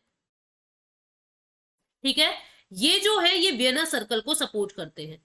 उसके बाद मॉडर्न के अंदर ही आ जाता है शिकागो स्कूल। कौन सा? Chicago school. स्कूल का मतलब सोच, आप ऐसा मान के चले, ठीक है, ग्रुप ऑफ पीपल जिनकी सेम सी सोच है। इसको किसने फाउंड किया? इसकी स्थापना किसने की? इस स्कूल को किसने बनाया? ये स्कूल कोई वो नहीं है पढ़ाई वाला स्कूल, ठीक है। इस थॉट को किसने बनाया? Charles Mariam. किसने? चार्ल्स मैरियम ने शिकागो स्कूल बनाया, चार्ल्स मैरियम, ठीक। ये क्या कहता है कि क्वांटिटेटिव मेथोडोलॉजी को और इंपीरिकल इन्वेस्टिगेशन को, यानी कि डाटा को, इन्वेस्टिगेशन को, ठीक है, सर्वे को, फैक्ट्स को, इन पे ध्यान दो। शिकागो स्कूल ऐसी बात करता है जिसको चार्ल्स मैरियम ने बसाया है। उसके बाद शिकागो के बाद आ जाएगा फ्रैंकफर्ट स्कूल। फ्रैंकफर्ट स्कूल ये क्रिटिकल थ्योरी देता है, फ्रैंकफर्ट, ठीक। फ्रैंकफर्ट स्कूल जो है ये नियो मार्क्सिस्ट थिंकर का है। आज के टाइप के मार्क्सिस्ट लोग जो है नियो मार्क्सिस्ट थिंकर का है, ठीक है। इसके अंदर क्या कह रहा है? इसके अंदर कौन कौन लोग इसके सपोर्टर हैं? आपको याद करने की जरूरत नहीं है, बस याद रखना फ्रैंकफर्ट स्कूल जो है वो मॉडर्न के अंदर आता है। ठीक है, तो ये अपना ये पूरा टॉपिक था जिसके बारे में हमने बातें की।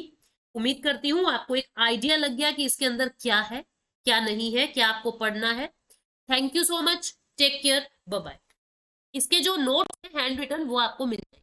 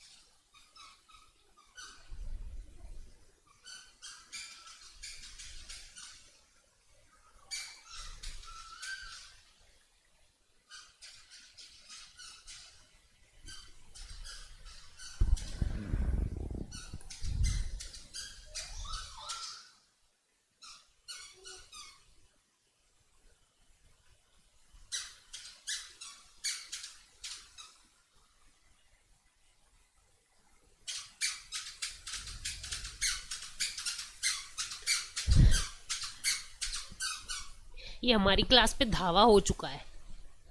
गुड मॉर्निंग स्टूडेंट्स, कैसे हो भाई सभी? तो ये पॉलिटिकल साइंस स्पेशल क्लास है पीजीटी वालों की, ठीक है। लेकिन कुछ टॉपिक्स टीजीटी पीजीटी वालों के कॉमन है, तो वो ये एचटेट वाले ग्रुप में भी आप लोगों को दिखाई दे रही होगी टीजीटी वालों को। चलो, अभी तक हम लोगों ने क्या कर लिया था, पॉलिटिकल थ्योरी शुरू की थी, इंडियन कॉन्स्टिट्यूशन पूरा कर लिया था। इंडियन कॉन्स्टिट्यूशन पूरा करने के बाद हम लोगों ने पॉलिटिकल थ्योरी शुरू की थी। और पॉलिटिकल थ्योरी के अंदर, पॉलिटिकल थ्योरी में हाँ, इसकी पुछ पुछ वाली चप्पल। पॉलिटिकल थ्योरी के अंदर हम लोगों ने अभी तक क्या देखा था कि nature and scope of political theory. जिन फोल्डर्स में वो वीडियो ऐड नहीं हुई है वो ऐड हो जाएगी। अभी हम उससे आगे बढ़ रहे हैं। मैं आपको एक ओवरव्यू दे देती हूँ उस क्लास का भी।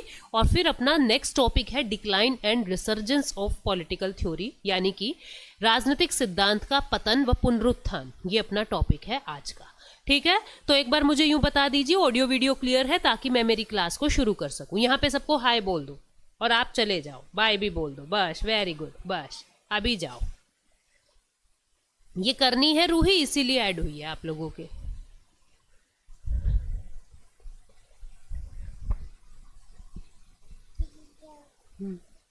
जाओ, आप बाहर जाओ। जाओ, दीदी कहाँ वही देख क्या, जा देख क्या।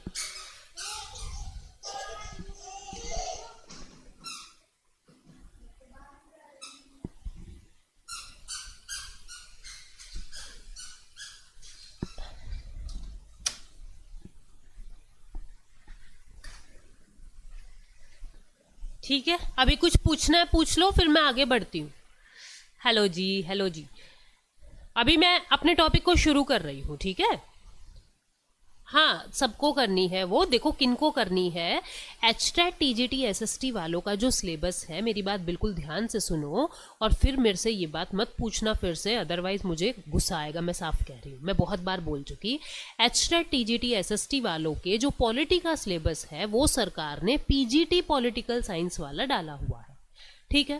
फर्क क्या है, पीजीटी वालों के जो सवाल बनेंगे वो बहुत गहराई के बनेंगे, यानी स्टेटमेंट वाले क्वेश्चन बनेंगे, बड़े बड़े क्वेश्चन बनेंगे। और जो टीजीटी एसएसटी वालों का जो पेपर का सवाल होगा वो बहुत ऊपर से बनेगा, लेकिन टॉपिक दोनों के हैं तो दोनों से ही सवाल आएगा। आप पहले भी देखा होगा तुमने, जैसे इकोलॉजिज्म से सवाल था, इस तरीके के सवाल आते हैं। तो अगर आपको औरों से हटके, और जिन बच्चों का गणित वगैरह थोड़ा कमजोर है, कॉमन में नंबर नहीं बनते, तो अपने को सब्जेक्ट में थोड़े एक्स्ट्रा एफर्ट्स लगाने पड़ेंगे। लेकिन जो मेरे टीजीटी एसएसटी, सिर्फ एचटेट टीजीटी एसएसटी, यहाँ पे आपको और कोई बच्चा दिखेगा भी नहीं DT+B का, KVS का, EMRS का, क्योंकि उनको नहीं करनी, इसलिए यहाँ पे वो बच्चे आपको नहीं दिखाई देंगे। इस बैच में आपको UGC net, PGT political science और TGT SST एचटेट वाले बच्चे दिखाई दे रहे हैं, क्योंकि आप सब लोगों का पॉलिटी का सिलेबस सेम है, ठीक है। आपको TGT वालों को ऊपर ऊपर से करना होगा और PGT पोल साइंस को वही टॉपिक का सवाल जो है वो गहराई में बनेगा। तो इस तरीके से अपने को ये काम करना है, समझ गए। अब इसकी पॉलिटिकल थ्योरी की आप लोगों का कंप्लीट हो चुका है इंडियन कॉन्स्टिट्यूशन वाला सेक्शन। सेकेंड यूनिट जो हम कर रहे हैं दैट इज पॉलिटिकल थ्योरी, जिसकी पहली वीडियो थी nature and scope of political theory, राजनीतिक सिद्धांत की प्रकृति, ठीक है, उसका स्वभाव, ये वाला। ये जिन बैचेस में ऐड नहीं हुई है उसमें ऐड हो जाएगी आज। दूसरी क्लास पॉलिटिकल थ्योरी की है, वो है decline and resurgence of political theory, यानी राजनीतिक सिद्धांत का पुनरुत्थान व पतन। तो हम उसको कर रहे हैं, राजनीतिक सिद्धांत का पतन व पुनरुत्थान, ये टॉपिक है आज का। मैं आपको मोटी मोटी बातें पहले की बता देती हूँ, जिससे आप आज की क्लास को कोरिलेट कर सको, ठीक है। और इसमें अगर कोई भी बच्चा परेशान होता है, कोई भी बच्चा परेशान होता है इन द सेंस कि टीजीटी वाले हैं और वो यूं कह रहे हैं मैडम हमें नहीं करना, ये हमें नहीं समझ आ रहा, आप लोग छोड़ सकते हैं, आप लोग छोड़ सकते हैं। तो यूं मान के चलिए कि अगर 10 सवाल पॉलिटी के आ रहे हैं तो आप उसमें से 5 ही कर पाओगे, वो जो इंडियन कॉन्स्टिट्यूशन से आएंगे, ठीक है। समझ गए मेरी बात। तो ये आपका रिस्क है, आपको छोड़ना है छोड़ दीजिए, आपको करना है कर लीजिए। क्योंकि मैंने पैसे लिए हैं इसलिए मैं आपके फोल्डर्स में ये चीजें करवा रही हूँ। चलो अभी ध्यान से सारी बातों को समझो। अभी तक हम लोगों ने ये देखा कि पॉलिटिकल थ्योरी के अंदर होता क्या है। हमने इसके अलग अलग अप्रोचेस लास्ट क्लास में देखे थे, जो आप लोगों के शायद ऐड नहीं हुई है, कुछ लोगों के ऐड नहीं हुई है। तो जो पॉलिटिकल थ्योरी की जो अप्रोचेस थे, अप्रोच यानी उपागम, यानी कि पॉलिटिकल थ्योरी को पढ़ेंगे कैसे, पॉलिटिकल थ्योरी को कैसे पढ़ेंगे। कुछ लोगों ने कहा इसको हिस्ट्री के तौर पे पढ़ते हैं, ठीक है। कुछ लोगों ने कहा ये एक फिलॉसफी होती है। कुछ लोगों का कहना होता है कि जो पॉलिटिकल थ्योरी होती है जी वो तो सिर्फ और सिर्फ जो है वो हिस्ट्री बेस होती है। कुछ लोगों का कहना ये था कि ये जो है जो पॉलिटिकल थ्योरी है वो तो बिहेवियर को स्टडी करके आप चीज़ों को क्लियर कर सकते हो। कुछ लोगों ने कहा जो पोस्ट बिहेवियरिज्म उत्तर व्यवहारवाद कहलाता है। मैं हर शब्द को आपको बता देती हूँ, समझिए। कुछ थिंकर्स का, कुछ पॉलिटिकल साइंटिस्ट का ऐसा मानना था कि इतिहास को पढ़ के आप राजनीतिक सिद्धांत को समझोगे, कि इतिहास के अंदर कैसे राजा महाराजा हुए, वो राजा महाराजा किस तरीके से अपने शासन को चलाते थे, उसको पढ़कर ही आज की राजनीति बनती है। ये एक तरीका होता है पॉलिटिकल साइंस को पढ़ने का, पॉलिटिकल थ्योरी को पढ़ने का, जिसको कहा हिस्टोरिकल अप्रोच। क्या कहा? ऐतिहासिक उपागम, ठीक है। उसके बाद जो फिलॉसफी है, दर्शन है, ये यूं कहते हैं कि आप थिंकर्स के हिसाब से चीजों को पढ़ो। थिंकर्स आपको जैसे जैसे बता रहे हैं, प्लेटो ने जो बताया, अरस्तु ने जो बताया, अगर आप उन सब लोगों की बातों को सुनोगे, उसको सुनना ही, उनके समय को जानना, उनके चारों तरफ कैसे क्या चल रहा था, उस शासन प्रणाली को जानना ही शासन व्यवस्था है। कुछ लोगों ने कहा तो उसको फिलॉसफिकल अप्रोच कह दी। फिर जब मॉडर्न समय आया तो वो उनका ये कहना हो गया, उन लोगों का क्या कहना हो गया, आधुनिक लोगों का ये कहना हो गया कि भाई ये इस तरीके से सिर्फ हिस्ट्री पढ़कर, सिर्फ संस्थाओं को पढ़कर, एक संस्थावाद भी आता है, इंस्टीट्यूशनल अप्रोच भी आती है। जिन लोगों को ये कहना है कि आपको अगर पॉलिटिकल थ्योरी पढ़नी है तो सिर्फ संस्थाओं का आपको अध्ययन करना होगा संसद कैसे काम करती है, अमेरिका की संसद, भारत की संसद, यूके की संसद, ये सारी संसद किस तरीके से काम करती है। यानी कि अगर आप सिर्फ संस्थाओं का अध्ययन कर लो तो भी आपको पॉलिटिकल थ्योरी का पता लग जाएगा कि किस तरीके से सिद्धांत बनते हैं। लेकिन जब आधुनिक लोग आए, उन्होंने कहा सिर्फ संस्थाओं से कुछ नहीं होगे, हमें मानव का स्वभाव भी पढ़ना पड़ेगा, हमें मानव का स्वभाव भी पढ़ना पड़ेगा। ठीक है। और जो पोस्ट बिहेवियर वाले लोग थे, जो उत्तर व्यवहारवाद वाले लोग थे, उनका ये कहना था कि भाई मानव के स्वभाव के साथ साथ आपको फैक्ट, वैल्यू, सारी चीज़ों को बारे में पता होना चाहिए। यानी कि पॉलिटिकल साइंस के अंदर आप उसको एज अ साइंस भी पढ़ो, यानी ऑब्जर्वेशन और एक्सपीरियंस की बातें भी करो, आप उसके अंदर मानव के स्वभाव को भी समझो, आप उसमें संस्थाओं का भी जिक्र करो। तो इन्होंने क्या कहा कि हर चीज़ को साथ में लेके ही आप पॉलिटिकल साइंस को जान सकते हो। ये सारी चीज़ें मैंने आपको लास्ट क्लास में समझाई है, वो क्लास ऐड हो जाएगी, आपको समझ आ जाएगा। लेकिन धीरे धीरे होता क्या है, जब सेकेंड वर्ल्ड वॉर आया, ध्यान से समझना, जब सेकेंड वर्ल्ड वॉर आया तो पूरी दुनिया के अंदर ये मीटिंग होती है कि भाई किस तरीके से अब हम दुनिया में शांति ला सकते हैं, हम दुनिया में अब शांति ला सकते हैं। ये लगभग 1944 की बात है।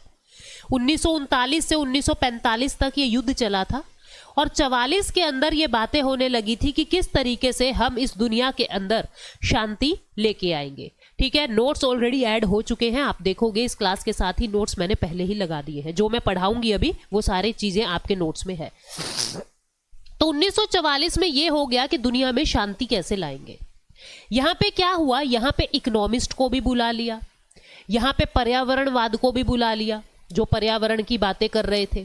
यहाँ पे हमने इतिहास के लोगों को भी बुला लिया, इतिहासवाद जिसको कहते हैं, ऐतिहासिक लोगों को भी बुला लिया, यानी जो हिस्ट्री के ज्ञाता हैं उन लोगों को भी बुला लिया। लेकिन पॉलिटिकल साइंटिस्ट को किसी ने भी न्योता नहीं भेजा, पॉलिटिकल साइंटिस्ट को इसके अंदर शामिल नहीं किया। तो इन पॉलिटिकल साइंटिस्ट को बड़ा गुस्सा आया, बोले यार सारा जो दुनिया है वो चल रही है शासन व्यवस्था से और राजनीतिक वैज्ञानिकों को ही कोई न्योता नहीं मिला। इतनी बड़ी दुनिया के अंदर जो ये मीटिंग हो रही है वहां पे हमको ही नहीं बुलाया गया, यानी कि हमें शामिल ही नहीं किया जा रहा मीटिंग के अंदर। तो ये सवाल उठा, बोले पॉलिटिकल साइंटिस्ट को क्यों नहीं बुलाया। तो वहां पे लोगों का क्या कहना था कि क्या बुलाया इन पॉलिटिकल साइंटिस्ट को, पॉलिटिकल साइंस तो मर चुकी है, पॉलिटिकल फिलॉसफी तो मर चुकी है। बोले ऐसा क्यों बोल रहे हो, बोले इसका पतन हो चुका है, ऐसा क्यों कह रहे हो। बोले क्या करें, ये कब से बस एक ही बात रटते रहते हैं, प्लेटो ने ऐसा किया, अरस्तु ने ऐसा किया। ठीक है। पहला कारण इन्होंने क्या बताया कि ये सिर्फ और सिर्फ इतिहास की बातें करते हैं कि पहले समय में ऐसा होता था, इस समय में, ये वर्तमान में क्या होगा इसका कोई जिक्र ही नहीं करते। आज भी हम इनको बुला ले तो ये प्लेटो एरिस्टोटल की बातें करेंगे। आज का समाज कैसे सुधरेगा, आज के समाज को कैसे आपको डील करना चाहिए, इसकी कोई बातें करता ही नहीं है ना, इसकी कोई बातें करता ही नहीं है। तो यानी क्या मतलब है कि पॉलिटिकल फिलॉसफी मर चुकी है, उसका पतन हो चुका है, क्योंकि अब इन लोगों की कोई जरूरत नहीं है। ये बरसों साल पुरानी, 100 साल पुरानी, सदियों पुरानी बातें करते हैं। तो इनको बुलाओ या ना बुलाओ कोई फायदा नहीं है, इनको आके यही बातें करनी है। दूसरा रीजन क्या बताया, बोले एक तो ये आते ही वही इतिहास की बातें करेंगे। दूसरा कारण कुछ लोगों ने कहा ये सारे दिन बस संस्थाओं के इर्द गिर्द घूमते रहते हैं, यानी कि ये बहुत ज्यादा इंस्टीट्यूशंस पे बिलीव करते हैं।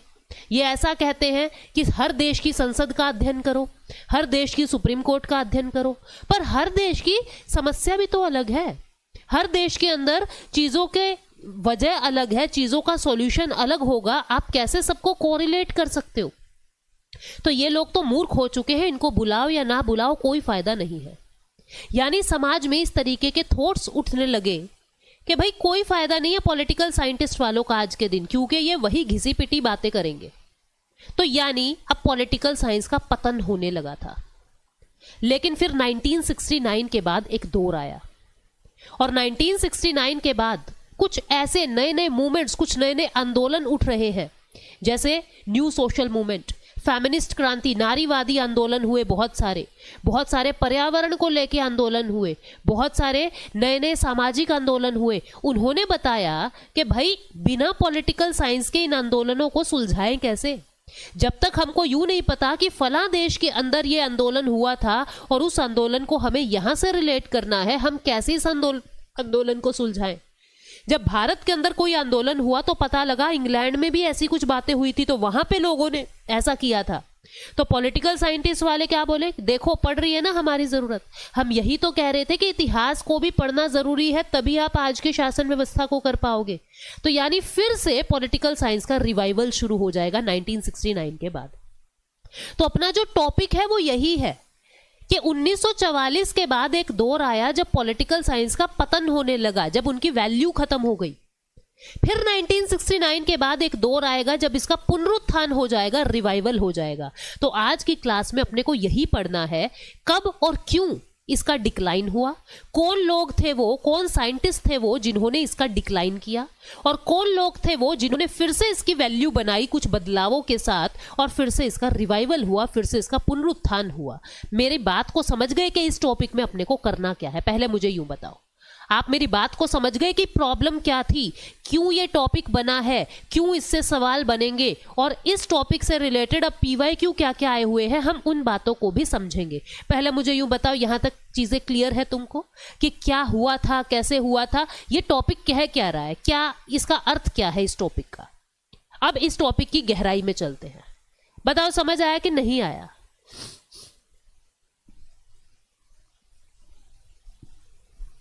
अब आ जाओ, देखिए जी, देखो सबसे पहले डिक्लाइन को हम लोग पढ़ेंगे। देखो क्या कह रहा है, पॉलिटिकल थ्योरी क्या है? ये एक इंटेलेक्चुअल एंड सिस्टमैटिक स्टडी है गोल्स का और मेथड ऑफ पॉलिटिक्स का। पॉलिटिकल थ्योरी होती क्या है स्टूडेंट्स, कि किस तरीके से प्रत्येक शहर में, प्रत्येक सिचुएशन में जो बुद्धिजीवी लोग हैं, 1996 नहीं रूही, 1969, जो बुद्धिजीवी लोग हैं वो कैसे डिसीजन ले रहे हैं। बीच में टोकना मत, क्योंकि पॉलिटिकल साइंस एक बहुत ही पेचीदा और टेक्निकल सब्जेक्ट है। अगर बीच में तुमने कुछ भी ऐसे बात कही, मैडम उस फोल्डर से ये, उस फोल्डर से ये, मैं आपको क्लियरली ब्लॉक कर दूंगी। मैं बता रही हूँ, पीजीटी पॉलिटिकल साइंस उन स्टूडेंट्स के लिए होता है जो अपनी उम्र से 10 साल आगे बढ़ के सोचते हैं। ये हर किसी के बस की बात नहीं है। जिन लोगों को लगता है ये सिर्फ थ्योरी का सब्जेक्ट है तो वो सिर्फ एक वहम में है। तो प्लीज बी पेशेंट, जब मैं बोलूं आपसे पूछने के लिए आप तभी पूछेंगे, बीच में कुछ भी मत बोलना, अपने डाउट्स को लिख लेना। मैं हर कुछ देर के बाद आपसे आपके डाउट पूछूंगी, आप तभी अपने डाउट पूछें, अदरवाइज बीच में आप कुछ भी नहीं बोलेंगे, ठीक है? मुझे मजबूर मत करना आपके कमेंट्स को ब्लॉक करने पे। ध्यान से सुनो। अब देखो पॉलिटिकल थ्योरी क्या है, राजनीतिक सिद्धांत क्या है। हर देश के अंदर बुद्धिजीवी लोग होते हैं। जैसे हम इंडिया की बात करें तो इंडिया के अंदर भी अमित शाह है ना, जैसे मोदी जी, जैसे राहुल गांधी, सोनिया गांधी, या बहुत सारे ऐसे लिखने वाले लोग हैं, राइटर लोग हैं, ऑथर लोग हैं, जो उस समय की राजनीति को समझ के उसके ऊपर अपनी अपनी बातों को एक्सप्लेन करते हैं, ठीक है? वो बुद्धिजीवी लोग कहलाते हैं, वो इंटेलेक्चुअल कहलाते हैं। और हमारे देश की शासन व्यवस्था कैसी होनी चाहिए, भारत का गोल क्या है, अमेरिका का गोल क्या है, लक्ष्य क्या है, ब्रिटेन का लक्ष्य क्या है, वो क्या चाहते हैं, भारत को लोकतंत्र बनाना है कि राजतंत्र बनाना है, नेपाल को लोकतंत्र बनाना है कि राजतंत्र बनाना है, कहीं पे संविधान को लागू करना है कि नहीं करना है। ये सारे क्या होते हैं, मेथड्स होते हैं शासन व्यवस्था को चलाने के। कहीं पे संविधान से शासन चल रहा है, कहीं पे तानाशाही से शासन चल रहा है, कहीं पे कोई राजा बैठ के सारी चीजों को कर रहा है, कहीं पे अराजकता फैली हुई है, कहीं पे कोई रूल ही नहीं चल रहा है। तो हर देश के अंदर कुछ तरीके हैं उस देश को चलाने के। उन तरीकों को चलाने वाले कुछ बुद्धिजीवी लोग होते हैं, और उन सब चीजों का अध्ययन करना ही, उन सब चीजों की पढ़ाई करना ही पॉलिटिकल थ्योरी कहलाता है, ठीक है? अब इस पॉलिटिकल थ्योरी का पतन होने लग जाएगा। कैसे? ये नाम आपको याद रखने हैं, अब जिन जिन के नाम आएंगे। पीटर लास्फेट नाम के एक थिंकर हैं, उनकी किताब का नाम है philosophy, politics and society. Peter Laslett नाम है और उनकी किताब है, उनकी काम का मतलब है उनकी बुक है फिलॉसफी, पॉलिटिक्स एंड सोसाइटी।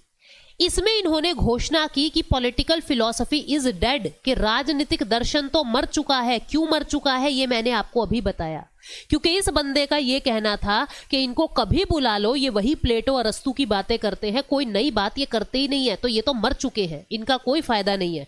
तो किसने ये बात कही, पॉलिटिकल फिलॉसफी इज डेड?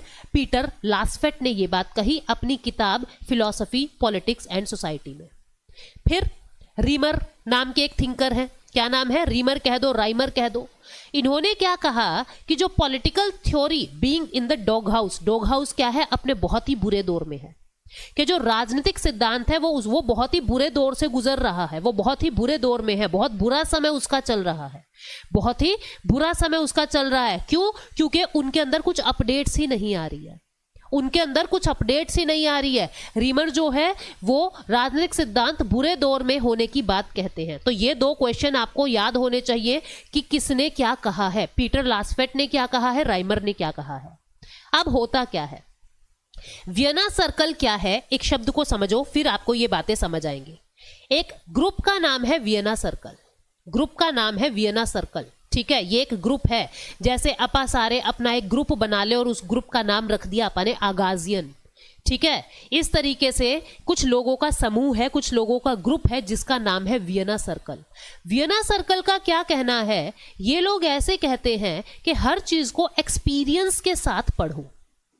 आप जो एक्सपीरियंस कर रहे हो, आपने जो ऑब्जर्व किया है, उस एक्सपीरियंस के अकॉर्डिंग ही आप चीजों के तथ्य पे पहुंचो, आप चीजों के फैक्ट्स पे पहुंचो, आप चीजों का निष्कर्ष निकालो। आप जैसा जैसा एक्सपीरियंस कर रहे हो उसी के हिसाब से आप चीजों का निष्कर्ष निकालो, उसी तरीके से आप चीजों को कंक्लूड करो। वियना सर्कल वाले लोगों का ये कहना था। और इस तरीके से हर चीज को एक्सपीरियंस के हिसाब से बोलना, ये क्या कहलाता है, ये आपका पॉजिटिविज्म कहलाता है, पॉजिटिविज्म कहलाता है, ठीक है। आप इसको तार्किकवाद कह दीजिए, आप इसको सकारात्मकवाद कह दो, ये आपकी मर्जी है, बात एक ही है। पॉजिटिविज्म शब्द बार बार आएगा पॉलिटिकल साइंस में, तो आपको ये बात बता दूं मैं। इसका मतलब ये है कि जितनी भी बातें बोली जाती है, लिखी जाती है, वो एक्सपीरियंस के हिसाब से बोली या लिखी जाती है। जितनी भी बातें बोली या लिखी जाती है वो एक्सपीरियंस के हिसाब से बोली या लिखी जाती है, ठीक है। यानी कहने का भाव क्या है, वियना सर्कल एक ग्रुप है जो इस तरीके की बातें करता है, ठीक है। अब यहां पे आ जाइए, राइज ऑफ लॉजिकल पॉजिटिविज्म। जब ये वियना सर्कल वाला ग्रुप आगे बढ़ता है, तार्किक प्रत्यक्षवाद का जब उदय होता है, यानी वियना सर्कल वाले ग्रुप का जब उदय होता है, ठीक है, ये लोग क्या कहते हैं कि only facts not values can be studied scientifically. ये क्या कहते हैं कि आप कह रहे हो कि राजनीतिक विज्ञान, तो विज्ञान का मतलब तो होता है कि भाई सारी चीजें फैक्ट्स पे बेस्ड हैं, सारी चीजें जिसको आप एक्सपीरियंस कर सको उन चीजों पे आधारित है। जो साइंस होती है वो कभी भी ऐसी बातें नहीं करती कि भूत होते हैं, वो कहते हैं प्रूव करो। साइंस क्या कहती है, हर चीज का प्रूफ मांगती है कि धरती गोल है, बोले प्रूफ करो, धरती सूर्य के चारों तरफ चक्कर लगा रही है, बोले प्रूफ करो, ठीक है। लेकिन राजनीतिक लोग क्या कह रहे थे कि राज्य ऐसा होना चाहिए, नेता ऐसा होना चाहिए, कि राजा ऐसा होना चाहिए जो शादी ना करे, राजा ऐसा होना चाहिए जो परिवार ही ना बनाए, राज्य ऐसा होना चाहिए जहां पे हर व्यक्ति को समानता मिले। तो वियना सर्कल वाले लोग बोले ये कैसे पॉसिबल है, कैसे पॉसिबल है, पॉसिबल ही नहीं है, आप जैसी बातें कर रहे हो। किस और आप कह रहे हो पॉलिटिकल साइंस, साइंस तो वो होती है जो सिर्फ और सिर्फ फैक्ट्स पे बेस्ड होती है, जो सिर्फ और सिर्फ डाटा पे बेस होती है। आप सारी चीजें चाहिए चाहिए चाहिए ऐसे करते रहते हो, ऐसे थोड़ी ना काम चलता है।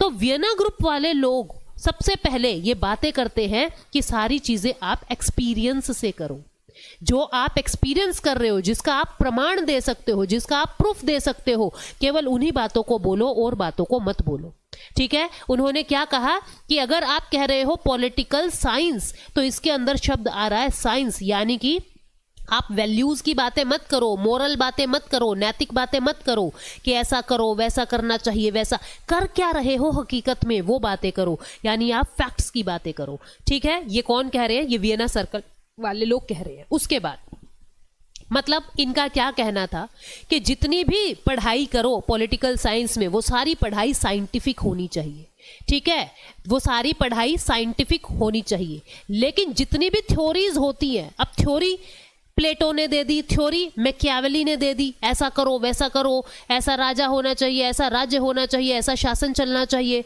ठीक है। फिर देश के अंदर अंतरराष्ट्रीय लेवल पे आपको ये नहीं करना चाहिए, वो नहीं करना चाहिए। अब कहने को तो यूं भी कहते हैं कि अंतरराष्ट्रीय स्तर पे शांति बनाए रखो, किसी भी देश को अपने पास हथियार नहीं रखने चाहिए, सब अपने अपने हथियारों का त्याग कर दो। लेकिन अब भारत जैसा देश अपने हथियार का जब त्याग कर देगा तो अमेरिका, पाकिस्तान, अफगानिस्तान इनको धमका धमका के मार नहीं देगा। हथियार हमेशा आक्रमण करने के लिए नहीं होते, हथियार सामने वाले देश को जवाब देने के लिए होते हैं कि अगर तूने कुछ किया तो हमारे पास भी ये डंडा है, हम भी मारेंगे तेरे। यानी कि दूसरे को डराने के लिए भी कि बेवजह हमको मूर्ख मत बनाना, बेवजह हमको डराना मत, हमारे पास भी वो चीजें हैं जिनसे तुम हमें डराने की कोशिश कर रहे हो। ठीक है, तो यहां पे कहने का मतलब क्या है कि आप क्या कह रहे हो कि जितनी भी थ्योरीज हैं वो थ्योरीज जो आपने बना दी है उसको आप साइंटिफिकली प्रूव कर ही नहीं सकते।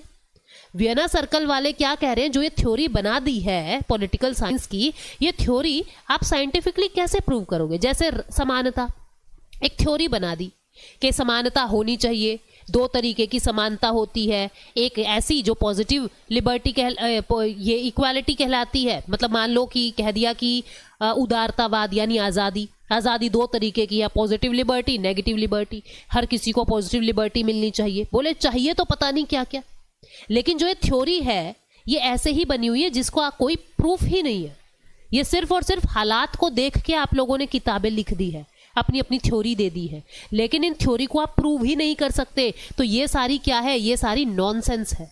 जितने भी नॉर्मेटिव कंसेप्ट होते हैं, नॉर्मेटिव कंसेप्ट क्या होते हैं, जो हमें बताते हैं कि चीजें कैसी होनी चाहिए। इन वियना सर्कल वाले लोगों को इस चाहिए शब्द से प्रॉब्लम थी।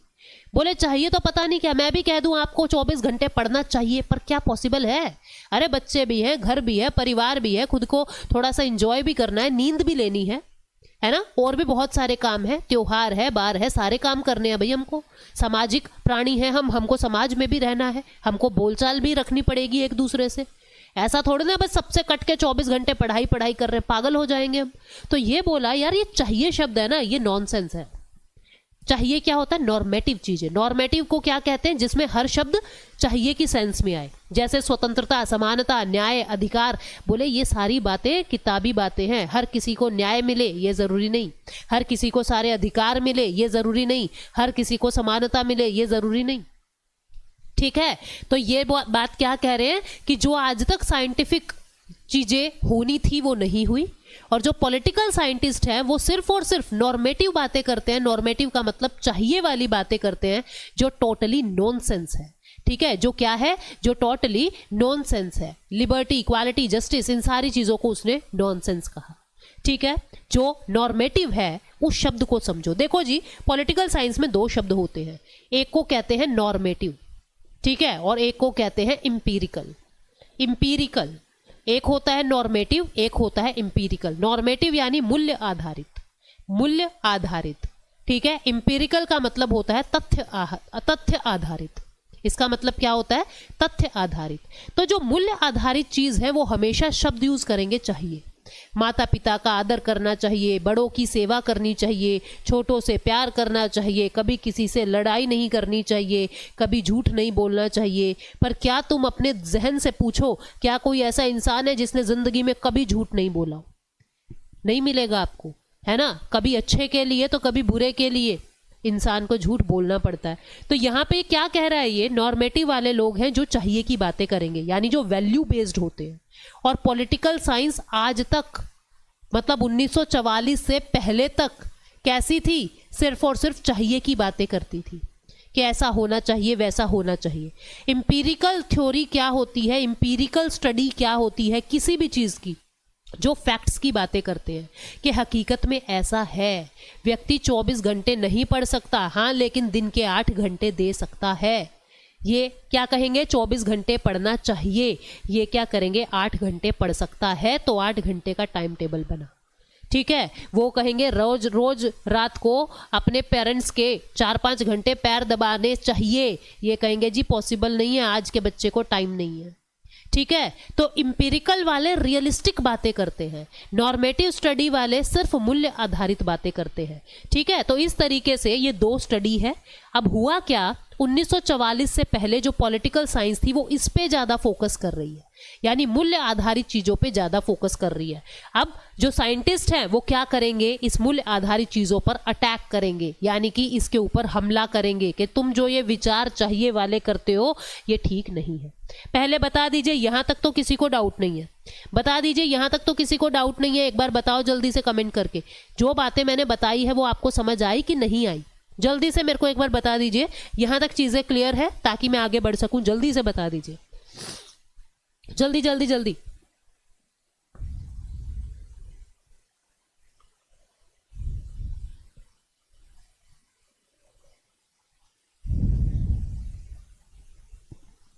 क्लियर? चलो आगे बढ़ते हैं। अब जो मॉरल थिंकर हैं, जो ये चाहिए वाले लोग हैं, ये कौन कहलाते हैं? मॉरल थिंकर, जो नैतिकता की बातें करते हैं। तुम्हारे भी एक शब्द, एक सब्जेक्ट आता होगा ना 9th-10th में, मॉरल एजुकेशन। मॉरल एजुकेशन यानी कि जो मोरालिटी की बातें करते हैं, सुबह जल्दी उठो, योगा करो, ये करो, वो करो। अरे भैया होता तो कुछ भी नहीं। तो यानी कि नैतिक विचारकों का मानना क्या था? जो ये मॉरल लोग थे, जो नॉर्मेटिव वाले लोग थे, जो चाहिए वाले लोग थे, वो क्या कहते हैं? वो कहते हैं कि नैतिक और राजनीतिक दर्शन केवल व्यक्तिगत राय, पसंद और नापसंद को दर्शाते हैं। कहता है जो ये मोरालिटी वाले लोग जो है ना, वो सिर्फ और सिर्फ भाई मुझे ऐसा लगता है कि 24 घंटे पढ़ना चाहिए, ठीक है, मुझे ऐसा लगता है कि 24 घंटे पढ़ना चाहिए। हम थोप नहीं रहे हैं, हमको लगता है ऐसा होना चाहिए। हमें ऐसा लगता है देश के प्रधानमंत्री को कुंवारा ही होना चाहिए, वो शादी ना करे, है ना। बोला ये हमारा पर्सनल ओपिनियन है, हम सिर्फ अपनी ओपिनियन बता रहे हैं, मानो ना मानो तुम्हारी मर्जी है। हम किसी की पसंद नापसंद को दर्शाते हैं, ये हर किसी की अपनी पर्सनल ओपिनियन होती है, जो मॉरल लोग होते हैं, जो नॉर्मेटिव है, ठीक है। और ये जो राय है ना, ये कोई ट्रू नॉलेज नहीं बताती। अब मैंने मेरी बुद्धि बता दी, मुझे ऐसा लग रहा है जी शाहरुख खान बेस्ट एक्टर है, मान लो, ये मेरा ओपिनियन है, वो सच ज्ञान थोड़ना है, वो ट्रू थोड़ना है। आपको लगता है नहीं नहीं रणबीर सिंह एक ट्रू एक्टर है, सच्चा एक्टर सिर्फ एक रणबीर सिंह है, उसे बेस्ट कोई नहीं है। तो हर किसी की अपनी पर्सनल ओपिनियन है। अब इस पर्सनल ओपिनियन से आप किसी चरम सत्य पे तो नहीं पहुंच सकते ना, आप किसी ट्रू नॉलेज पे तो नहीं पहुंच सकते ना, समझ रहे हो? यानी कि आप किसी ट्रू नॉलेज पे तो नहीं पहुंच सकते। जो भी ओपिनियंस दी है किसी ने भी, आप उससे ट्रू नॉलेज पे नहीं पहुंच सकते। हर किसी इंसान का एक्सपीरियंस अलग होता है, हर किसी को लड़ाई सुलझाने का तरीका अलग होता है, हर किसी के वाद विवाद का तरीका अलग होता है, हर किसी के सोचने का तरीका अलग होता है, हर किसी के जिंदगी जीने का तरीका अलग होता है। तो ये जो नॉर्मेटिव वाले लोग हैं, ये सब पे कैसे थोप सकते हैं सारी बातें कि ऐसा करना चाहिए, वैसा करना चाहिए? तो ये सिर्फ और सिर्फ मन घड़ंत बातें हैं, इससे कोई ट्रू नॉलेज नहीं मिलती। यानी सबसे पहला अटैक किस पे किया? जो ये मॉरल थिंकर्स थे उनके ऊपर सबसे पहला अटैक हुआ। फिर उसके बाद होता क्या है? बिहेवियरल अप्रोच का उदय होता है। बिहेवियरल अप्रोच क्या थी, समझो भाई बात। अब प्रथम विश्व युद्ध के बाद 1918 के बाद कुछ थिंकर्स आए जिन्होंने क्या कहा? बोले सिर्फ संस्थाओं को पढ़ के कुछ नहीं होगा, सिर्फ संस्थाओं को पढ़कर कुछ नहीं होगा कि आपने यहाँ की संसद पढ़ लिया, वहाँ की संसद पढ़ ली। हमको क्या करना पड़ेगा? हमको स्वभाव जज करना पड़ेगा, हमको बिहेवियर देखना पड़ेगा कि किसी देश के लोगों का बिहेवियर कैसा है। अब बात को समझना, तो मैं आपको 2 जगह का उदाहरण दे रही हूं, ठीक है। एक ये घर है, ठीक है, ये घर है मेरे दोस्त का, ये घर है मेरे दोस्त का, और ये घर है मेरा, ये घर है मेरा, ठीक है। अब हमारे घर में क्या है ना, ज़्यादा रूल रेगुलेशन ऐसे है नहीं, सब अपनी अपनी लाइफ जी रहे हैं, जिसको जैसे रहना है वैसे रहो, सब बस खुश रहो, जैसे रहना है वैसे रहो। लेकिन मेरे दोस्त के घर के अंदर क्या है, रूल्स बने हुए हैं। सबको सुबह 8 बजे उठना है तो उठना है, चाहे रात को कोई 6 बजे सोया हो, 8 बजे उठना है, 9 बजे आपको डाइनिंग टेबल पे पहुंच जाना है ब्रेकफास्ट करने के लिए, फिर आपका ये होगा, ये हो गया, ये इट इज रूल रेगुलेशन, ठीक है, रूल एंड रेगुलेशन, ठीक। अब अगर कोई पार्टी करनी है, अब अगर कोई पार्टी करनी है तो हम लोग तो क्या करेंगे? हमारा घर तो एकदम खुश हो जाता है, अच्छा पार्टी है, आजो आजो यार अभी करते हैं, आजो यार मजे है, अगर कल क्या हो जाएगा, आ जाए ना अभी करेंगे यार, नाचेंगे कूदेंगे मस्त, 3-4 बियर की बोतल लिया, मजा आ जाएगा। यानी कहने का मतलब क्या है? कोई रूल रेगुलेशन नहीं है, हमको कोई अलग से वक्त नहीं निकालना है कि ठीक है यार मजे करने अपने को जिंदगी में, आ जाओ फटाफट से ले आओ, आ जाओ पार्टी करते हैं, है ना। यहाँ पे क्या होगा ये देखेंगे। अच्छा पहले तो पंडित जी से पूछेंगे, पंडित जी फलाने दिन पार्टी की सोच रहे हैं, कर लें क्या? वो कहेगा 7:37 से शुरू होकर 8:39 तक आप पार्टी कर सकते हैं, यही शुभ मुहूर्त है। तो उसी समय में ये पार्टी होगी, समझ रहे हो। यानी कहने का मतलब क्या है कि यहाँ के लोगों का जो व्यवहार है और यहाँ के लोगों का जो व्यवहार है वो बिल्कुल अलग है, बिहेवियर बिल्कुल अलग है। तो कोई भी चीज अगर लागू करनी है, कोई भी नया रूल अगर लागू करना है, तो आप उसी तरीके से लागू नहीं कर सकते जैसे यहां और वैसे यहां, क्योंकि दोनों की सोच अलग है, दोनों वहां के लोगों का एनवायरमेंट अलग है, व्यवहार अलग है। तो आप दोनों पे सेम चीज अप्लाई कर ही नहीं सकते। ऐसी ही बात ये क्या कह रहे हैं, बिहेवियरल अप्रोच वाले कह रहे हैं कि भाई आप यूं देखो, आप हमेशा यूं कह रहे हो संसद को पढ़ो, देश की अलग अलग देशों की सुप्रीम कोर्ट को पढ़ो। आप ठीक है पढ़ो, लेकिन उससे आप 100% बातों तक नहीं पहुंच पाओगे। क्यों नहीं पहुंच पाओगे? क्योंकि हर देश के इंसान का स्वभाव अलग है, ठीक है। हर देश के इंसान का स्वभाव जो है वो अलग है, हर वहां पे एनवायरनमेंट अलग है, कल्चर अलग है, चीजें अलग है, परिस्थितियां अलग है। तो आप क्या करो, आप वहां के नेताओं का स्वभाव भी जज करो, आप वहां के नेताओं का स्वभाव भी जज करो। मेरी बात को ध्यान से समझना, नेताओं का स्वभाव जज करो। इसका मतलब क्या हुआ? मान लीजिए अमेरिका के अंदर जो प्रेसिडेंट है वो किसी परिस्थिति में क्या डिसीजन ले रहा है, आप देखो, ठीक है। फिर जो ब्रिटेन के पीएम है, क्योंकि वहां पे ब्रिटेन की क्वीन है या किंग है, वो उस परिस्थिति में क्या डिसीजन ले रहा है, आप उसको जज करो। फिर इसी तरह से अफगानिस्तान के जो प्रेसिडेंट हैं, आप जज करो कि वो किसी परिस्थिति में क्या डिसीजन ले रहे हैं। यानी आप वहां के स्टेट एक्टर्स का, स्टेट एक्टर्स जो उस देश को चला रहे हैं, आप उनके बिहेवियर को भी देखो कि वहां का बिहेवियर कैसा है, और उस बिहेवियर के अकॉर्डिंग अपने देश को चलाओ। ये कौन लोग थे? व्यवहारवाद वाले, के लोगों के व्यवहार को भी जज करो। लेकिन फिर इसके बाद आएगा उत्तर व्यवहारवाद। ध्यान से सुनो, चीजें लिंक कर रही हूं ताकि आपको अभी नोट्स में दिक्कत ना आए। उत्तर व्यवहारवाद, इसको कहते हैं पोस्ट बिहेवियरिज्म। उन्होंने कहा भैया कि सिर्फ आपने ये तो देख लिया कि भाई फलाना प्रेसिडेंट कैसे कर रहा है, वो क्वीन क्या कर रही है, ठीक है, पीएम ने क्या डिसीजन लिया है, सीएम ने क्या डिसीजन लिया है, ये चीजें तो तुमने देख ली, उनका नेचर, उनका बिहेवियर तो तुमने देख लिया, पर क्या तुमने वहां की परिस्थिति देखी है? अमेरिका का प्रेसिडेंट जो डिसीजन ले रहा है, भारत का प्रेसिडेंट नहीं ले सकता, क्योंकि अपनी शासन व्यवस्था, अपने यहां का तरीका, अपने यहां का कल्चर अलग है।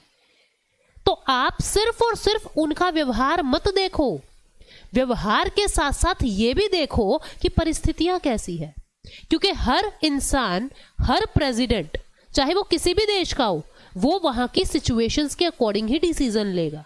तो आप सिर्फ ऐसा कह रहे हो कि बिहेवियर के हिसाब से अपने देश में चीजें लागू कर दो, वहां के प्रेसिडेंट ने ऐसा किया है तो यहां के प्रेसिडेंट को भी ऐसा करना होगा, ये चीज गलत है, क्योंकि वहां की सिचुएशन अलग है और यहां की सिचुएशन अलग है। तो आपको बिहेवियर के साथ साथ परिस्थिति भी देखनी होगी। ये कौन लोग हैं? ये उत्तर व्यवहारवाद वाले लोग हैं जो ये कह रहे हैं। आप मुझे यूं बताओ, आपको व्यवहारवाद और उत्तर व्यवहारवाद में अंतर समझ आया? जल्दी बताइए, व्यवहारवाद और उत्तर व्यवहारवाद में अंतर समझ आया? जल्दी से बता दीजिए, जल्दी से, कि बिहेवियरिज्म और पोस्ट बिहेवियरिज्म में अंतर समझ आया कि नहीं आया? तो यहाँ पे ये नॉर्मेटिव चीजों पे हमको बात समझ आ गई, किस तरीके से अटैक किया, ठीक है। फिर उसके बाद क्या होता है, प्रथम विश्व युद्ध के बाद पॉलिटिकल साइंस को एक प्योर साइंस बनाने की कोशिश की जा रही है, ठीक है। ये एक शुद्ध विज्ञान है। अब एक थिंकर है जिसका नाम है डेविड ईस्टन। ये वो व्यक्ति है जो बिहेवियरल अप्रोच का सबसे प्रमुख प्रणेता है, जिसने सबसे ज्यादा बातें कही है किसकी? जिसने सबसे ज्यादा बातें कही है किसकी? जिसने सबसे ज्यादा बातें कही है जी कि बिहेवियरल अप्रोच अच्छा है, बिहेवियरल अप्रोच के तरीके से काम करो, ये व्यक्ति था डेविड ईस्टन, ठीक है। इसने क्या कहा कि पॉलिटिकल साइंस के अंदर ऐसे ही कानून बनाओ जैसे नेचुरल साइंस के अंदर होते हैं। जैसे साइंस के अंदर, विज्ञान के अंदर लॉज बने हुए हैं, न्यूटन का लॉ, फलाने का लॉ, ढिमका का लॉ, इस तरीके से पॉलिटिकल साइंस के अंदर भी हमें वैसे ही कानून जो है वो बनाने पड़ेंगे। डेविड ईस्टन की बुक है जो बहुत पूछी जाती है पेपर में, the political system and inquiry into the state of political science. ये इसकी किताब का नाम है, ठीक है। और ये किताब पूछी जाती है, the political system and inquiry into the state of political science. इन्होंने क्या कहा कि क्यों आज तक थ्योरी का पतन हुआ है, क्यों पॉलिटिकल थ्योरी फेल होती जा रही है। इसने इस किताब के अंदर रीजन बताए। पहला रीजन, अब इसने क्या बताया, इसने कहा कि जो ट्रेडिशनल पॉलिटिकल थ्योरी, जो आज तक की पॉलिटिकल थ्योरी चलती आई है, उसके अंदर डाटा की तो बात ही नहीं है, फैक्ट की तो बात ही नहीं है, ऑब्जर्वेशन की तो बात ही नहीं है, तथ्यों पे आधारित चीजें कुछ है ही नहीं। वो सिर्फ और सिर्फ नॉर्मेटिव बातें कर रहे हैं, सिर्फ और सिर्फ मूल्य पर आधारित चीजों की बातें करते हैं। डेविड ईस्टन ने ये चीजें खखाली कि क्यों पॉलिटिकल थ्योरी का पतन होता जा रहा है। पहला रीजन इसने क्या कहा कि इंपीरिकल फैक्ट्स पे बात ही नहीं होती, सिर्फ और सिर्फ नॉर्मेटिव चीजों पे बात होती है, सिर्फ और सिर्फ मूल्य आधारित चीजों पे बात होती है। यानी एक तो ये बात जो मैंने अभी आपको समझाई थी। दूसरी बात इसने क्या कही कि जो आज की बातें हैं, जो आज तक की पॉलिटिकल साइंस है, वो कैसी है, वो सिर्फ हिस्टोरिक चीजों पे ही बात कर रहे हैं। कोई भी बढ़िया फिलोसोफर जेएस मिल और कार्ल मार्क्स के बाद हुआ ही नहीं। ये सारे लोग वही घिसी पिटी पुरानी बातें कह रहे हैं आज तक। कौन कह रहा है ये सारी बातें? डेविड ईस्टन, जो कह रहा है कि बिहेवियरल अप्रोच लाओ, नए तरीके से सोचो। अब संस्थाओं के साथ साथ, चीजों के साथ साथ, शासन व्यवस्था के साथ साथ लोगों के व्यवहार का भी अध्ययन करो। तो ये कह रहा है कि नहीं तो अपनी पॉलिटिकल थ्योरी का पतन होता जाएगा। क्यों पतन होता चला जाएगा? क्योंकि आज तक सिर्फ नॉर्मेटिव बातें हुई है, सिर्फ हिस्ट्री के आइडियाज पे ही बातें हुई है। कोई बढ़िया फिलोसोफर अब पैदा ही नहीं हो रहा जेएस मिल और कार्ल मार्क्स के बाद। और ये जो है आज के जो इश्यूज है उन पे बातें ही नहीं कर रहे, कंटेम्प्ररी समकालीन मुद्दों के ऊपर बात ही नहीं कर रहा कोई। सदियों पुरानी विचारों का अध्ययन ही किया जा रहा है अब पॉलिटिकल साइंस में, इसलिए पॉलिटिकल साइंस डिक्लाइन होती जा रही है।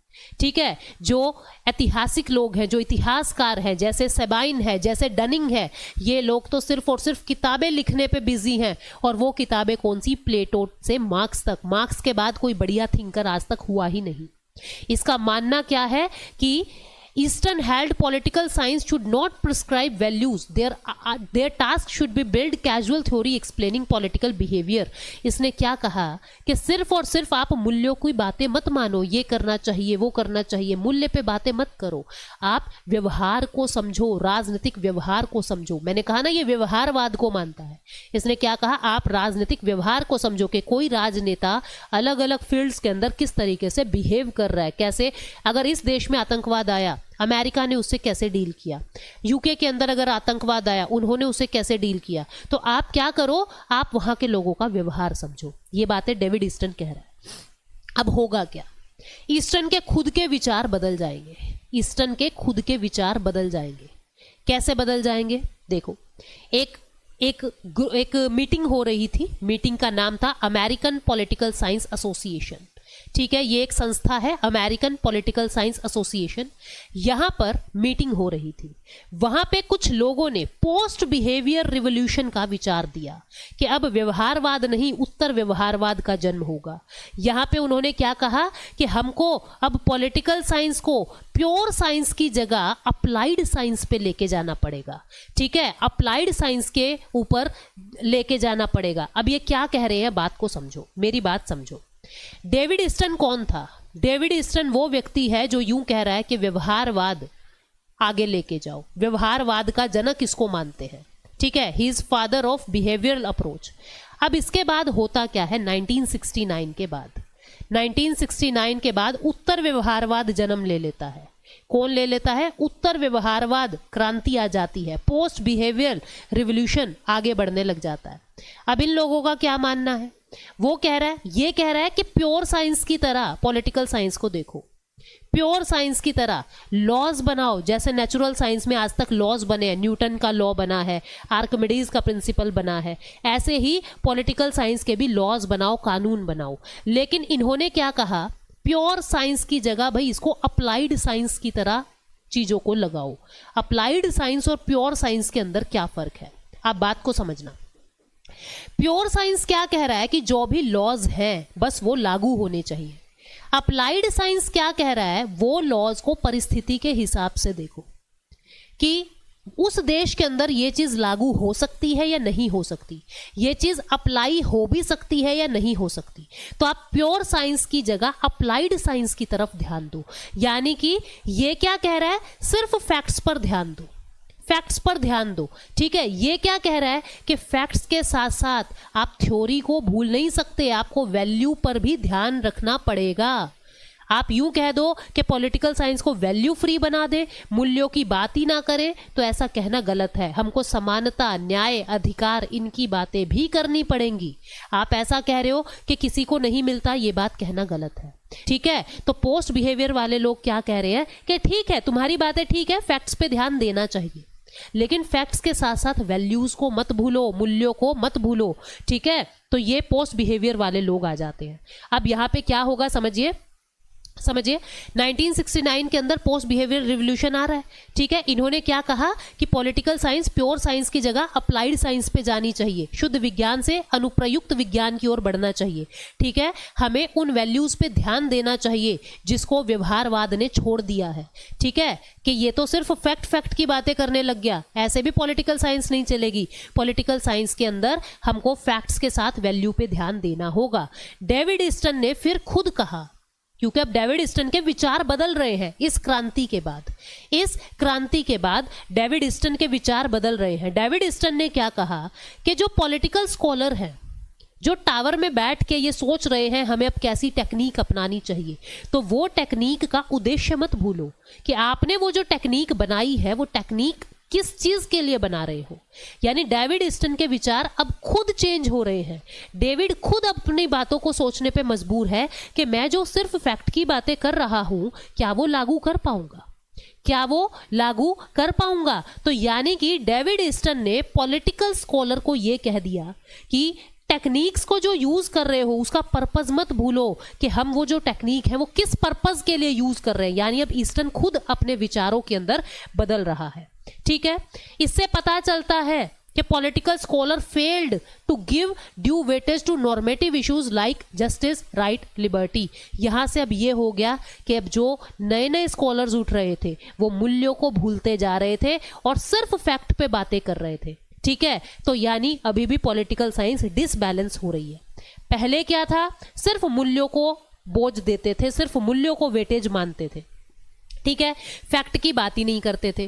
फिर क्या हुआ, सिर्फ फैक्ट्स की बातें करने लगे, मूल्यों को भूल गए। जबकि पॉलिटिकल साइंस चलेगी कैसे, दोनों के बैलेंस से। आपको फैक्ट्स को भी ध्यान में रखना पड़ेगा और वैल्यूज को भी ध्यान में रखना पड़ेगा। अब आएगा एक व्यक्ति जिसका नाम है एल्फ्रेड कोबान। एल्फ्रेड कोबान ने एक बुक लिखी, एक पेपर लिखा जिसका नाम था the decline of political theory. उन्होंने कहा कि जो पॉलिटिकल थ्योरी है उसकी तो महत्वपूर्ण ही नहीं रहा। वो तो क्यों महत्वपूर्ण नहीं रहा, क्योंकि जो कैपिटलिस्ट समाज आया, जो पूंजीवादी समाज आया और जो साम्यवादी समाज आया, इन सब के बीच में देखो, आप एक बात को समझना, जो पूंजीवादी वर्ग है वो क्या कहता है, सिर्फ आजादी, राजनीति भी आजाद रहने दो, अर्थव्यवस्था के अंदर सरकार का कोई रोल नहीं होना चाहिए। साम्यवादी लोग क्या कह रहे हैं कि कुछ लोग ही देश को चलाएं, सब लोग देश को मत चलाएं। तो यानी कि इन दोनों के अंदर ही पॉलिटिकल साइंस कहीं गुम हो जाती है। ये बात एल्फ्रेड कोबान कह रहे हैं, क्योंकि जो पूंजीवादी लोग हैं वो उदारवाद यानी सिर्फ आजादी की बातें मान रहे हैं। साम्यवादी लोग एक छोटे से कुलीन वर्ग का ही शासन को सब कुछ मानते हैं। ठीक है, उन्होंने क्या कहा कि भाई किस वजह से इसका पतन हुआ है, क्योंकि अब सिर्फ बातें फैक्ट्स पर आधारित होने लगी। ठीक है, और वो फैक्ट्स भी कैसे हैं किसी को कुछ नहीं पता। फिर एक बंदा आता है दांते जर्मिनो। क्या नाम है इनका, दांते जर्मिनो। इन्होंने क्या कहा कि भाई जो भी पॉलिटिकल साइंस का डिक्लाइन हुआ है ना, वो आइडियोलॉजिकल रिडक्शनिस्ट की वजह से हुआ है, वो वैचारिक न्यूनीकरणवादियों, क्योंकि लोगों के अब विचार बहुत छोटे होने लगे हैं, इस कारण से पॉलिटिकल साइंस जो है वो डिक्लाइन होती चली है। पहले भी ये सवाल बना है कि किसने ये कहा कि पॉलिटिकल साइंस जो है वो वैचारिक न्यूनीकरणवादियों के कारण डिक्लाइन हुआ है, तो आपको आंसर देना है दांते जर्मिनो के कारण। ठीक है, अच्छा, इसके बाद जो है इनकी बुक का नाम है beyond ideology, the revival of political theory. उन्होंने क्या कहा कि दो मेजर कारण हैं पॉलिटिकल साइंस के, पॉलिटिकल थ्योरी के डिक्लाइन होने के। ये जर्मिनो कह रहा है। पहला कारण क्या है कि जो पॉजिटिविज्म है, जो एक्सपीरियंस की बातें अब होने लगी थी वियना सर्कल के द्वारा, लोगों का के अंदर क्रेज बढ़ गया कि हम पॉलिटिकल साइंस को एक्सपीरियंस के अकॉर्डिंग ही लिखेंगे अब, ठीक है। इस कारण पॉलिटिकल थ्योरी डिक्लाइन हो गई। फिर दूसरा क्या कह रहा है, कह रहा है मार्क्सवाद के आने के कारण, जब मार्क्सवाद आता है, मार्क्सवाद भी वैज्ञानिक मार्क्सवाद था, वो भी कुछ विज्ञान की बातें कर रहा है, कुछ तथ्यों की बातें कर रहा है, कुछ फैक्ट्स की बातें कर रहा है, कुछ एक्सपीरियंस की बातें कर रहा है। तो मार्क्सवाद के आने के कारण भी जो पुरानी पॉलिटिकल थ्योरी थी वो फेल हो जाती है। अब मेरी बातें ध्यान से सुनो, अभी तक हम लोगों ने डिक्लाइन को समझा है। डिक्लाइन में आपने किस किस का नाम समझा है, ठीक है। अभी पीछे से मैं चालू करूं तो दांते जर्मिनो का नाम आपने समझा है, ठीक है। फिर हमने यहाँ पे डेविड ईस्टन का नाम समझा था, डेविड ईस्टन का नाम याद रखा, हमने कोबान का नाम याद रखना है। ये सब लोग डिक्लाइन के बारे में बातें कर रहे हैं, लास्फेट की बातें कर रहे हैं, पीटर लास्फेट जो था वो भी इसी की बातें कर रहे हैं, ठीक है। और रीमर, ये सारे लोग कौन हैं, जो डिक्लाइन से जुड़े हैं, जो डिक्लाइन से जुड़े हैं, जो कह रहे हैं पॉलिटिकल थ्योरी का पतन हो चुका है। और क्यों हो चुका है, सबने अपने अपने कारण बताए हैं। क्यों हो चुका है, सबने अपने अपने कारण जो है वो बताए हैं, ठीक है। समझ गए यहां तक बात है, समझ गए होगे यहां तक बात है, ठीक है। नहीं, डेट से याद नहीं करनी है क्रिया। किसी को कोई डाउट है क्या, समझ चुके हो सब लोग इतनी बातें?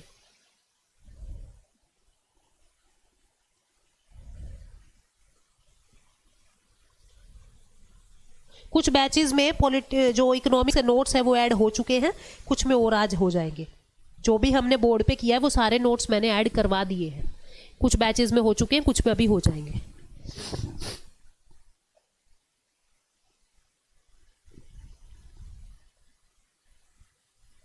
हाँ जी रूही,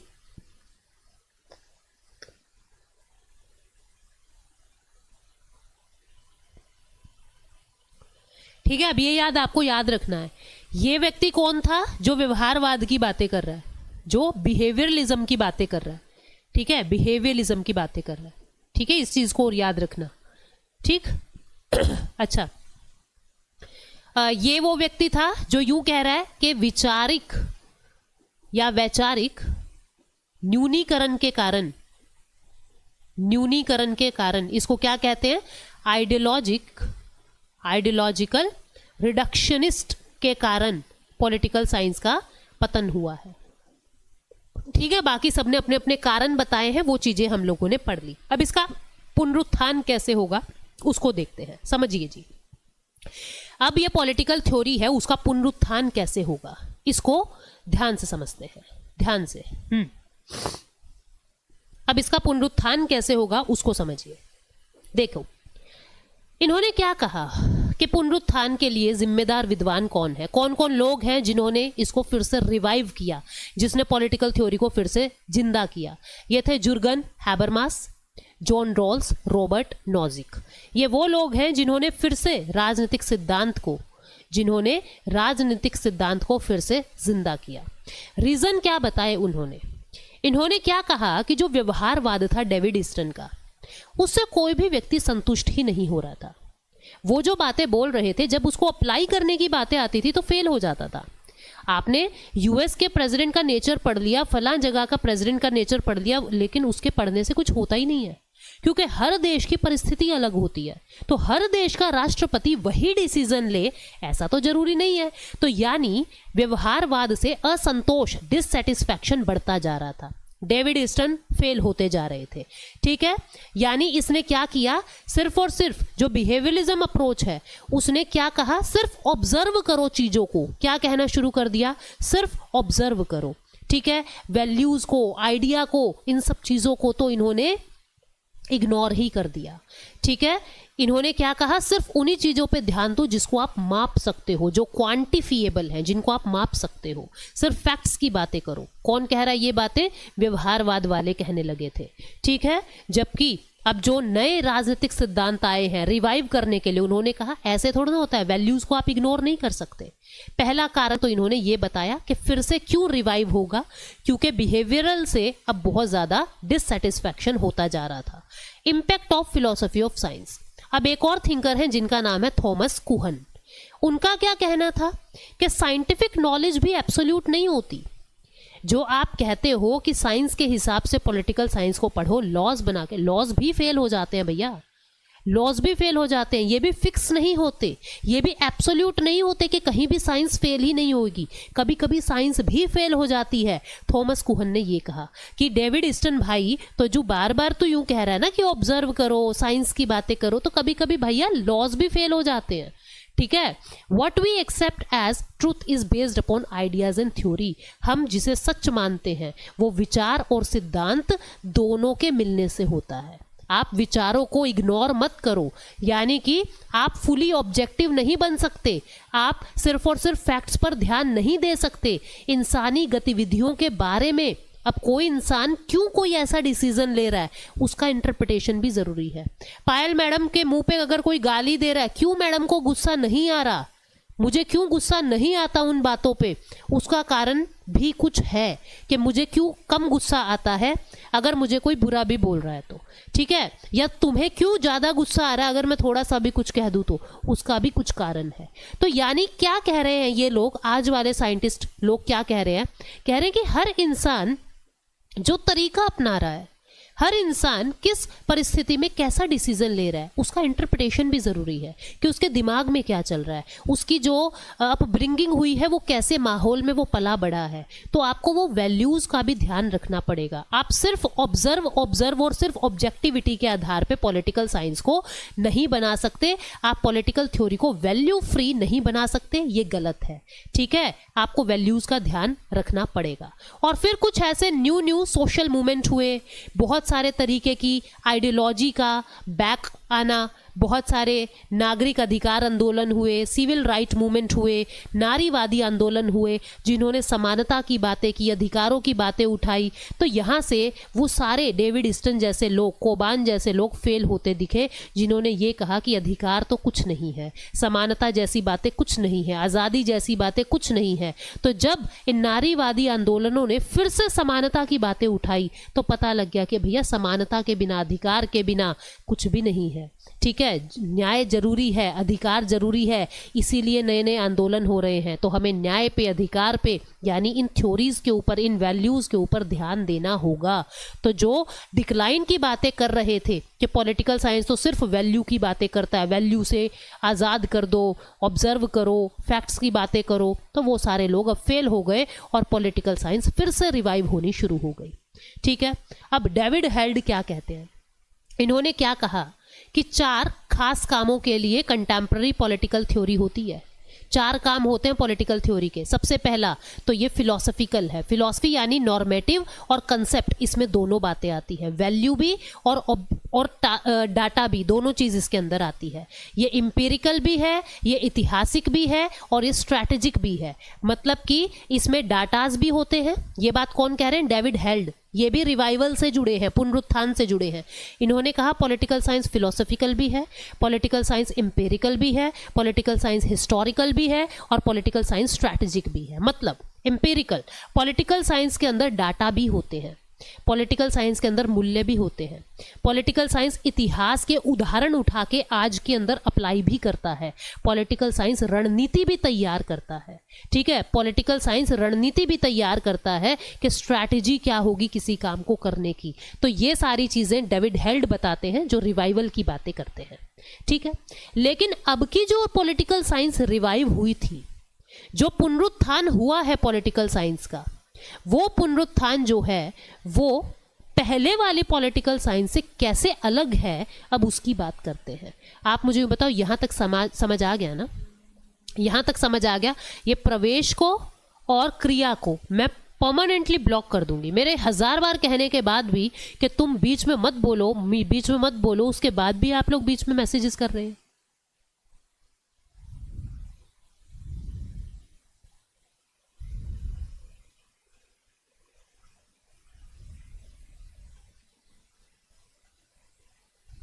यहां तक कोई डाउट है तो बताओ। व्हाट अंडरस्टूड क्रिया, आपसे थोड़ा ना एक्सपेक्ट कर सकती हूं मैं इस तरीके की चीजें।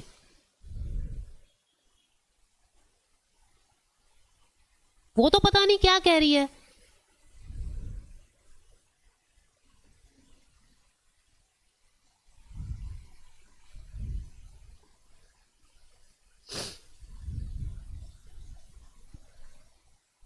How revived political theories different from. अब देखो पुराने वाली थ्योरी से आज वाली थ्योरी कैसे अलग है।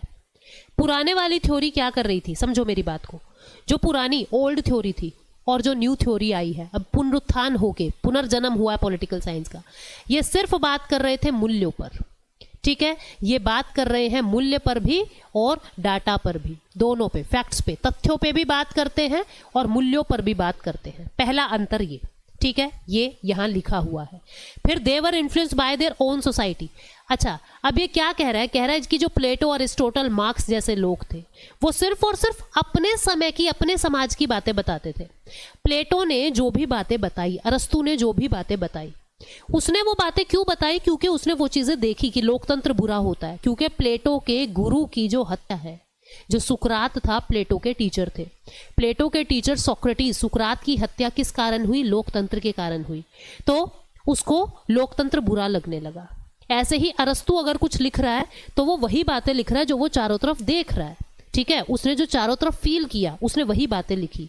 थॉमस हॉब्स क्या कहता है, मैं भय का जुड़वा हूं, क्योंकि जिस समय वो पैदा होता है उस समय लड़ाई चल रही थी और उसकी मम्मी ने उसको समय से पहले ही जन्म दे दिया था आर्टिफिशियल पेन से।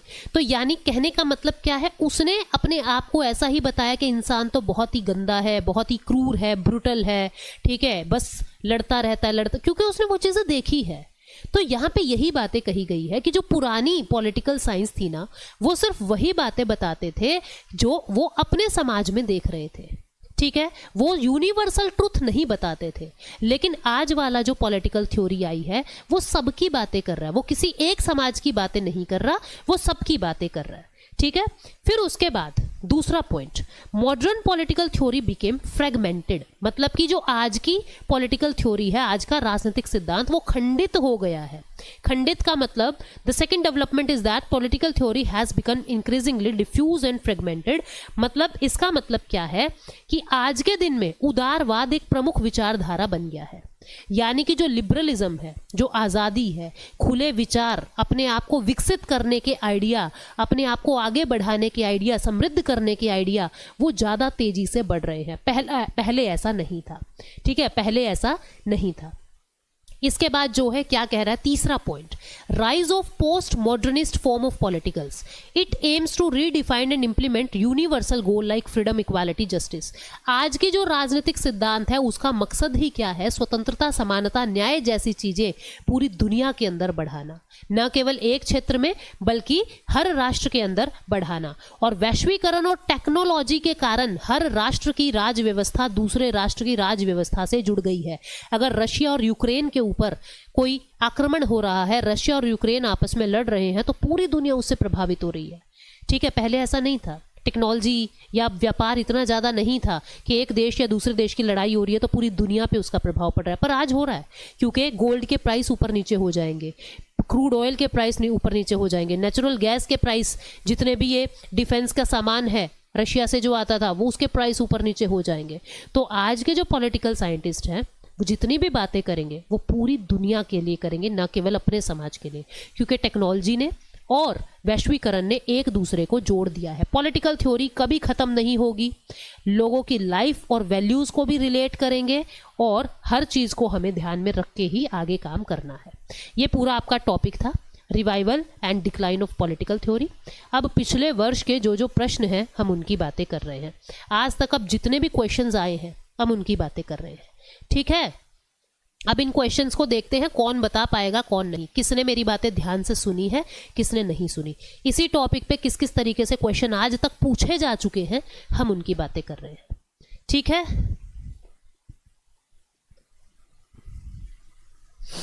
अब पूछ लो अगर आपको इस टॉपिक में कुछ भी पूछना है। तुमको एक मोटा आइडिया लग गया ना।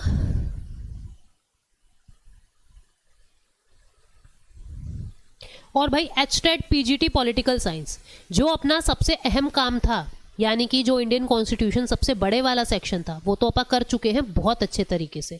नोट्स भी दे दिए हैं, बुक भी दे दी है, सारे काम कर दिए। लक्ष्मीकांत को हमने आधार माना है, ठीक है। अब जो बचे हुए टॉपिक्स हैं वो मैं बिल्कुल लाइव में कराऊंगी और रोज का एक टॉपिक फिनिश। जैसे नेचर ऑफ पॉलिटिक्स बिल्कुल टॉपिक वाइज चल रहे हैं। नेचर ऑफ पॉलिटिक्स पूरा हो चुका है, ठीक है, नेचर ऑफ पॉलिटिकल थ्योरी पूरा हो चुका है एक वीडियो में। दूसरा टॉपिक जो है अपना, जो ये टॉपिक था rise and decline, revival and decline of political science, कैसे पुनरुत्थान हुआ, कैसे पतन हुआ, ये अपना पूरा हो चुका है। अब जो नेक्स्ट क्लास आएगी वो स्टेट पे आएगी, राज्य के सिद्धांत, उसकी इवोल्यूशन ऑफ थ्योरीज कैसे है, और पेपर में सवाल 100% आता है उस पे से, ठीक है। तो रोज का एक टॉपिक ये होगा ही होगा। तो एचटेट पीजीटी पॉलिटिकल साइंस वालों, तुम्हें बिल्कुल भी ये सोचने की जरूरत नहीं है कि हमारा काम कैसे होगा, क्या होगा, और तुम्हारी भी जो प्रैक्टिस वगैरह है वो मैं क्लास के एंड में भी उस टॉपिक से रिलेटेड कौन कौन से क्वेश्चन आज तक आ चुके हैं उन सारी चीज़ों को हम लोग करेंगे, ठीक है। तो सबसे पहला सवाल ध्यान से, सबसे पहला सवाल देखो, क्या आप कर पाओगे? ये क्वेश्चन आया हुआ है कहाँ पे? आरपीएससी में क्वेश्चन आया हुआ है, आरपीएससी ग्रेड 2 में, यानी आरपीएससी के टीजीटी में सवाल आया है। राजनीतिक सिद्धांत के पतन का कारण वैचारिक संकुचनवाद किस चिंतक के अनुसार है? किसने कहा है आइडियोलॉजिकल रिडक्शनिज्म के कारण डिक्लाइन हुआ है पॉलिटिकल थ्योरी का? एसएम लिप्सेट ने, एल्फ्रेड कोबान ने, क्वेंटिन स्किनर ने, या दांते एल जर्मिनो ने? किसने ये बात कही है, जल्दी बताओ। हाँ जी, आज से बिल्कुल है। थैंक यू सो मच सीमा। हाँ, आज से बिल्कुल एमसीक्यू क्लासेस शुरू हो रही है तुम्हारी। दांते एल जर्मिनो ने किसने कही है? लिप्सेट ने किसने कही है?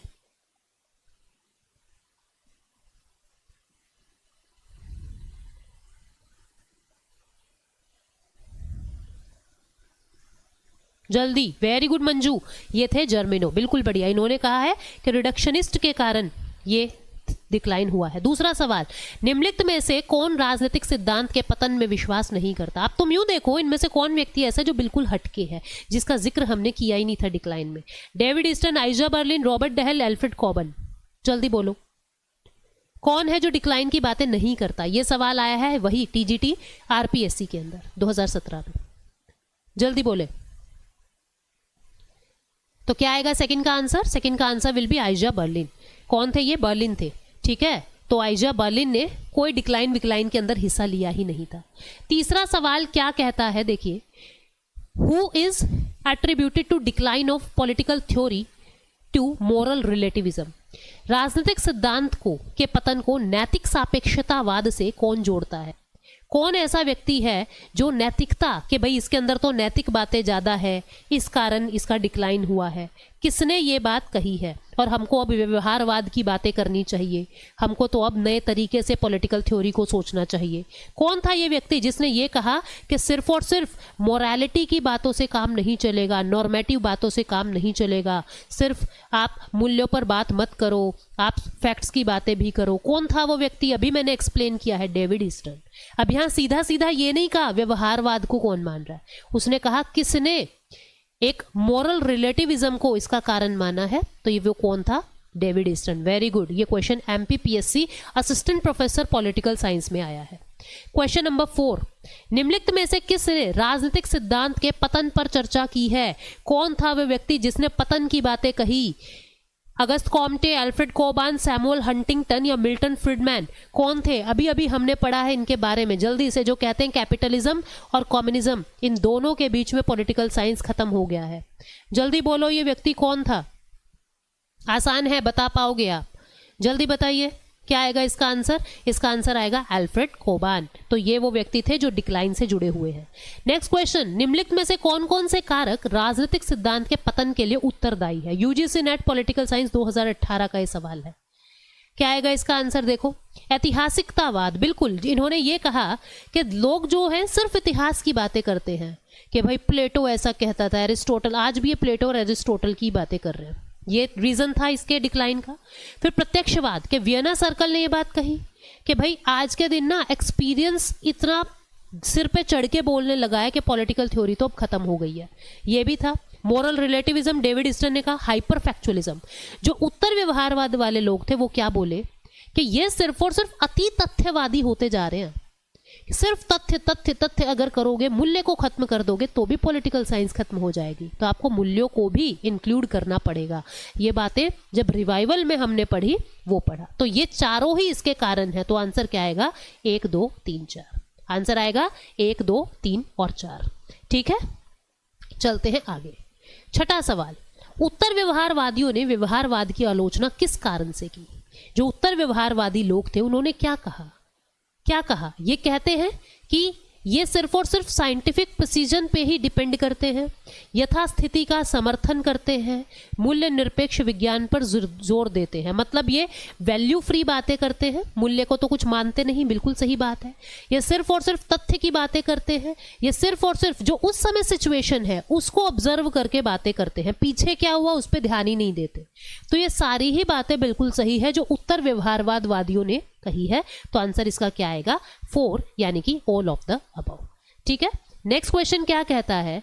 निम्नलिखित में से कौन राजनीतिक सिद्धांत को एक विज्ञान के रूप में मानने का समर्थक नहीं है? जो विज्ञान के रूप में मानने का समर्थक नहीं है। George Catlin, Robert Dahl, Leo Strauss या डेविड ईस्टन। कौन था जो एक विज्ञान के रूप में मानने को तैयार नहीं है? ये कौन व्यक्ति थे, जल्दी बता दीजिए।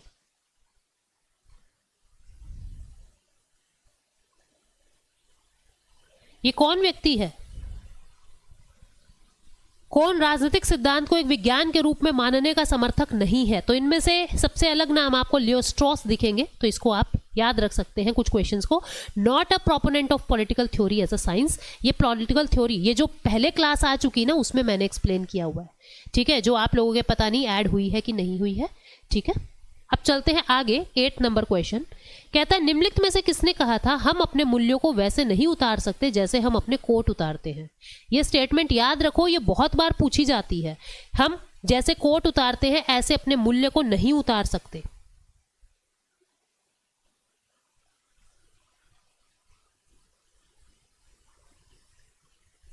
ये तुम्हें सर्च करनी है, ये वाली स्टेटमेंट आपको सर्च करनी है। ठीक है, ये सर्च करो और फिर इसका आंसर मुझे बताओगे आप। ये आपका होमवर्क क्वेश्चन है। 9 नंबर क्वेश्चन निम्नलिखित में से किसने कहा था राजनीतिक व्यवहार एक बौद्धिक प्रवृत्ति और एक ठोस शैक्षणिक आंदोलन दोनों का प्रतिनिधित्व करता है? R.A. डहेल, G.A. Almond, Arthur Bentley या डेविड ईस्टन। ये जो पहले क्लास में करवा चुकी हूँ नेचर एंड स्कोप, उसके अंदर आप लोगों ने देखा है। ये सारी जो क्वेश्चन है ये उससे भी रिलेटेड है। तो इसका आंसर क्या आएगा? David Easton, David Easton. ठीक है, नेक्स्ट 10th नंबर क्वेश्चन क्या कहता है? देखिए 10th नंबर क्वेश्चन निम्नलिखित में से कौन सा उत्तर व्यवहारवाद की विशेषता है? मात्रात्मकता, प्रासंगिकता, मूल्य निरपेक्षता या प्योर साइंस?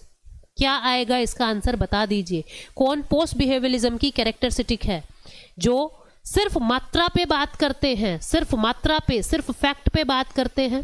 ठीक है, वैल्यू फ्री की बात करते हैं, प्योर साइंस की बात करते हैं। ये कौन है? ये व्यवहारवाद वाले हैं, ये व्यवहारवाद वाले हैं। ठीक है, जो रेलिवेंस है, प्रासंगिकता कि वो जो आप बात कर रहे हो वो रेलिवेंट भी है या नहीं, रेलिवेंस जो फैक्ट और मूल्य दोनों की बातें करता है। तो इसलिए आंसर इसका क्या आएगा? बी इसका आंसर आएगा। ठीक है, तो ये क्वेश्चन है जो पहले आए हुए हैं जी। तो ये थी अपनी पूरी क्लास। आई होप आपको अच्छी लगी और ये टॉपिक आपका फिनिश हो चुका है। कल की क्लास में हम स्टेट और उसकी थ्योरी करेंगे। So thank you so much, take care, bye bye.